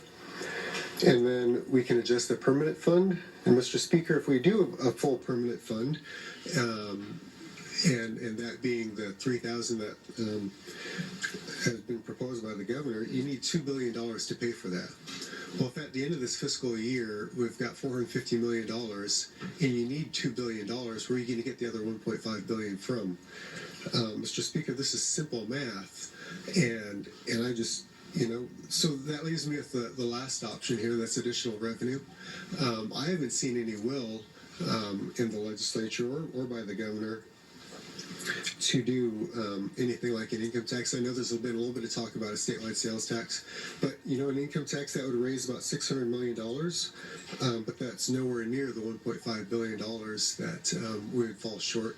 And again, that would decimate the CBR. You wouldn't be able to pay your bills each month. So, Mr. Speaker, I've just got two final points that I'd like to make here. One is on the draw from the CBR and how that is related to the reverse sweep.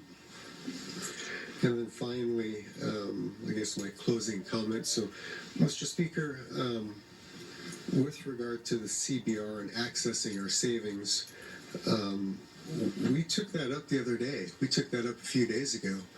And the CBR would have also gotten the reverse sweep, which, again, I mentioned earlier is attached to many funds, for example, the Higher Education Fund, which pays out scholarships to students. And to access that, you need the 3/4 supermajority, which is in this conference committee action here. And again, that was taken up the other day when we were at the supplemental budget. And we were told why in the supplemental budget. That is something that's normally in the operating budget. A few days ago, the question was why here and why now and why in this vehicle. So, Mr. Speaker, that of course failed, and now the CBR draw with the reverse sweep is in this budget. And I'm not hearing any support for that. I'm still hearing that this is not something that's acceptable. Mr. Speaker, just in closing, we are here to do the responsible thing.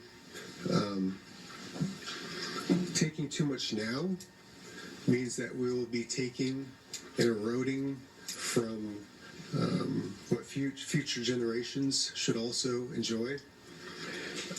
Again, the math is the math. The math is the math. We can continue to push the hard decisions onto future legislatures, but we were sent here to make those hard decisions, and I'm prepared to do that today, Mr. Speaker, so I will be voting for this.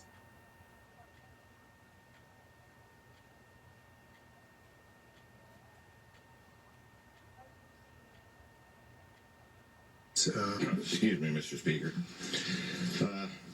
Mr. Speaker, I move that the House adopt the Conference Committee with Limited Powers of Free Conference report with a new title, thus adopting Conference Committee substitute for House Bill 205. Are you ready for the question? The question being, shall the House adopt the Conference Committee with Limited Powers of Free Conference report for House Bill 205, thus adopting Conference Committee substitute for House Bill 205? Members may proceed to vote.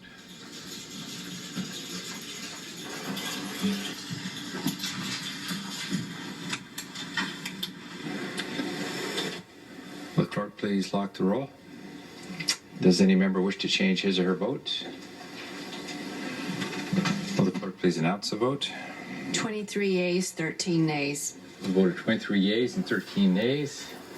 The House has adopted House Bill 205. Mr. Majority Leader. Yes, Mr. Speaker, I move that the appropriations from the Constitutional Budget Reserve Fund, Article 9, Section 17C of the Constitution of the State of Alaska be adopted.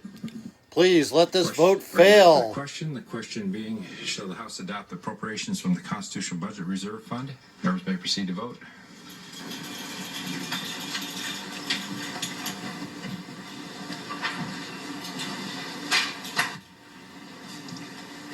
Boo. Representative Sullivan Leonard.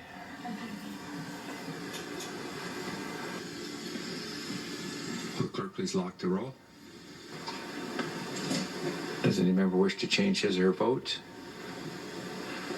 Will the clerk please announce the vote? All in green have sold the souls of Alaska. 30 yeas and 6 nays. The House has adopted the Constitutional Budget Reserve Appropriation provision. Mr. Majority Leader. Yes, Mr. Speaker, I move the effective date clause. Hearing no objection, the effective date clause. We have to vote. Okay. So the question is, shall the effective date clause be adopted? Members may proceed to vote.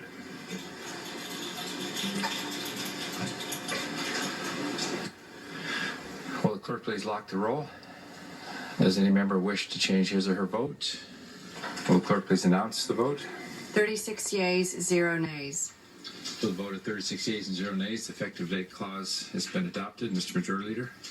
Yes, Mr. Speaker, I move and ask unanimous consent that the Senate Concurrent Resolution 15, the title change resolution for the House Bill 205, be taken up as a special order of business. Are you ready for the question? The question being, shall Senate Concurrent Resolution 15 pass the body? Members may proceed to vote.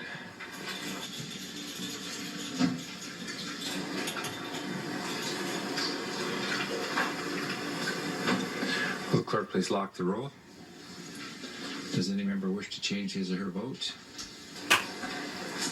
Will the clerk please announce the vote? 35 yeas, 1 nay. By a vote of 35 yeas to 1 nay, SCR 15 has passed the body. In accordance with Uniform Rule 43B, I waive engrossment for Conference Committee substitute for House Bill 205.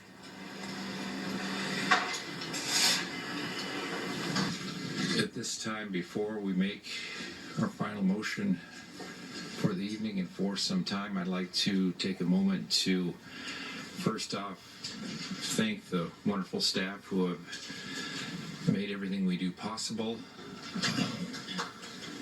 With the pages, Ben Krall, Griffin Young, Leah Frazier, I think Aaron Verheigen is standing outside, Sean Storr has been with us for 2-3 weeks, our Sergeant of Arms, Michaela Bradner, Assistant Sergeant of Arms, Matt Simpson. Not least, but certainly not last at all. Last but not least is Chief Clerk's staff, starting with our Chief Clerk, Chris Jones, Stephanie Hall, Christina Burry, the others in the Chief Clerk's office that are down the hall. Without all of your commitment to what you do and to providing us with the support that it takes to serve here in the legislature, we would not be where we're at. So just finally on the morning of the 69th day of the session, I don't think it's lost on anybody that we're facing perhaps the most uncertain period in Alaskan history. There were a number of comments tonight about the long-term impacts of the coronavirus and our future role in it all, and certainly the impact on the citizenry of the state and the medical devastation that this virus could have on the people of Alaska. All that remains a huge unknown, and we just simply don't know where it's going to take us. As I call upon the majority leader here, we're about to embark on extended recess, passing a budget, as I think a number of you have mentioned, in an unprecedented time, and really bringing a lot of major decisions to a close in an unprecedented fashion. Just know that if the opportunity provides, I think all of us will gladly come back to our posts before the commencement of the 121st day, which is May 20th. I also think that the will to come back later on, whenever opportunity provides, to finish our work, and certainly to take another look at any type of relief or any type of a helping hand that we can provide those in need this fall who may be in greater need than what we know today. I think all of you will stand with me in your commitment to return back to Juneau to continue our work. Mr. Majority Leader, before I ask you to make that final motion, I think we have one more matter to attend to. Yes, Mr. Speaker. I'd like to ask all the members to please lift up Representative Jackson and her family in your prayers. She lost her mother earlier today, and I'd like to have a moment of silence in memory of Llewellyn May Johnson.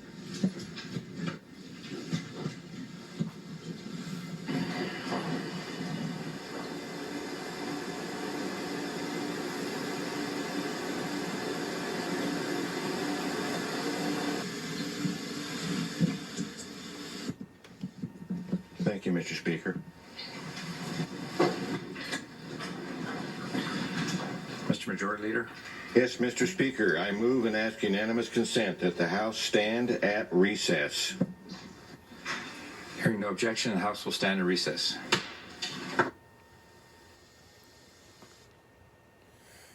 Well, thank you all for tuning in at such a late hour as tonight as it is. Don't forget to share this.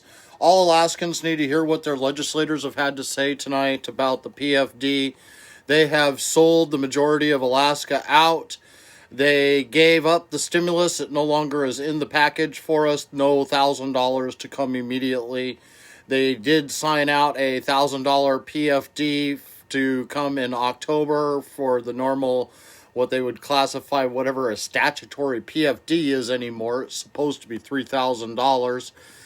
They've basically given $3,304 of our money to the special interests of Alaska to keep them extremely well funded during this time of crisis, and told us majority of Alaskans to bend over. Here's the shaft.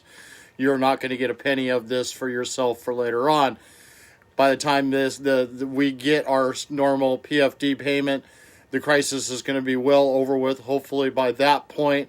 But unfortunately, most of us through this tourist season of the summer are already seeing the repercussions. Myself is one of them. Over 3/4 of my clientele out there have already canceled their summertime activities, and I do not currently know how I'm going to survive through the season with the type of work that I do. It's just not what normal Alaskans do, so it's a little unique. Plus, I just went public with Politidic.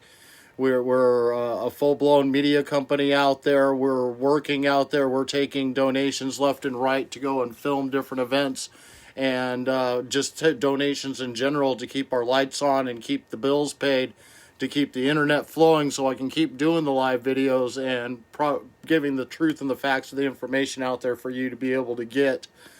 Again, don't forget to share this. All Alaskans need to hear what their legislators had to say today.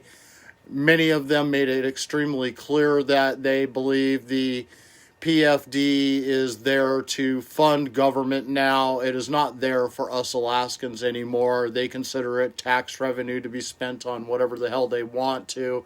They have increased the budget from last year.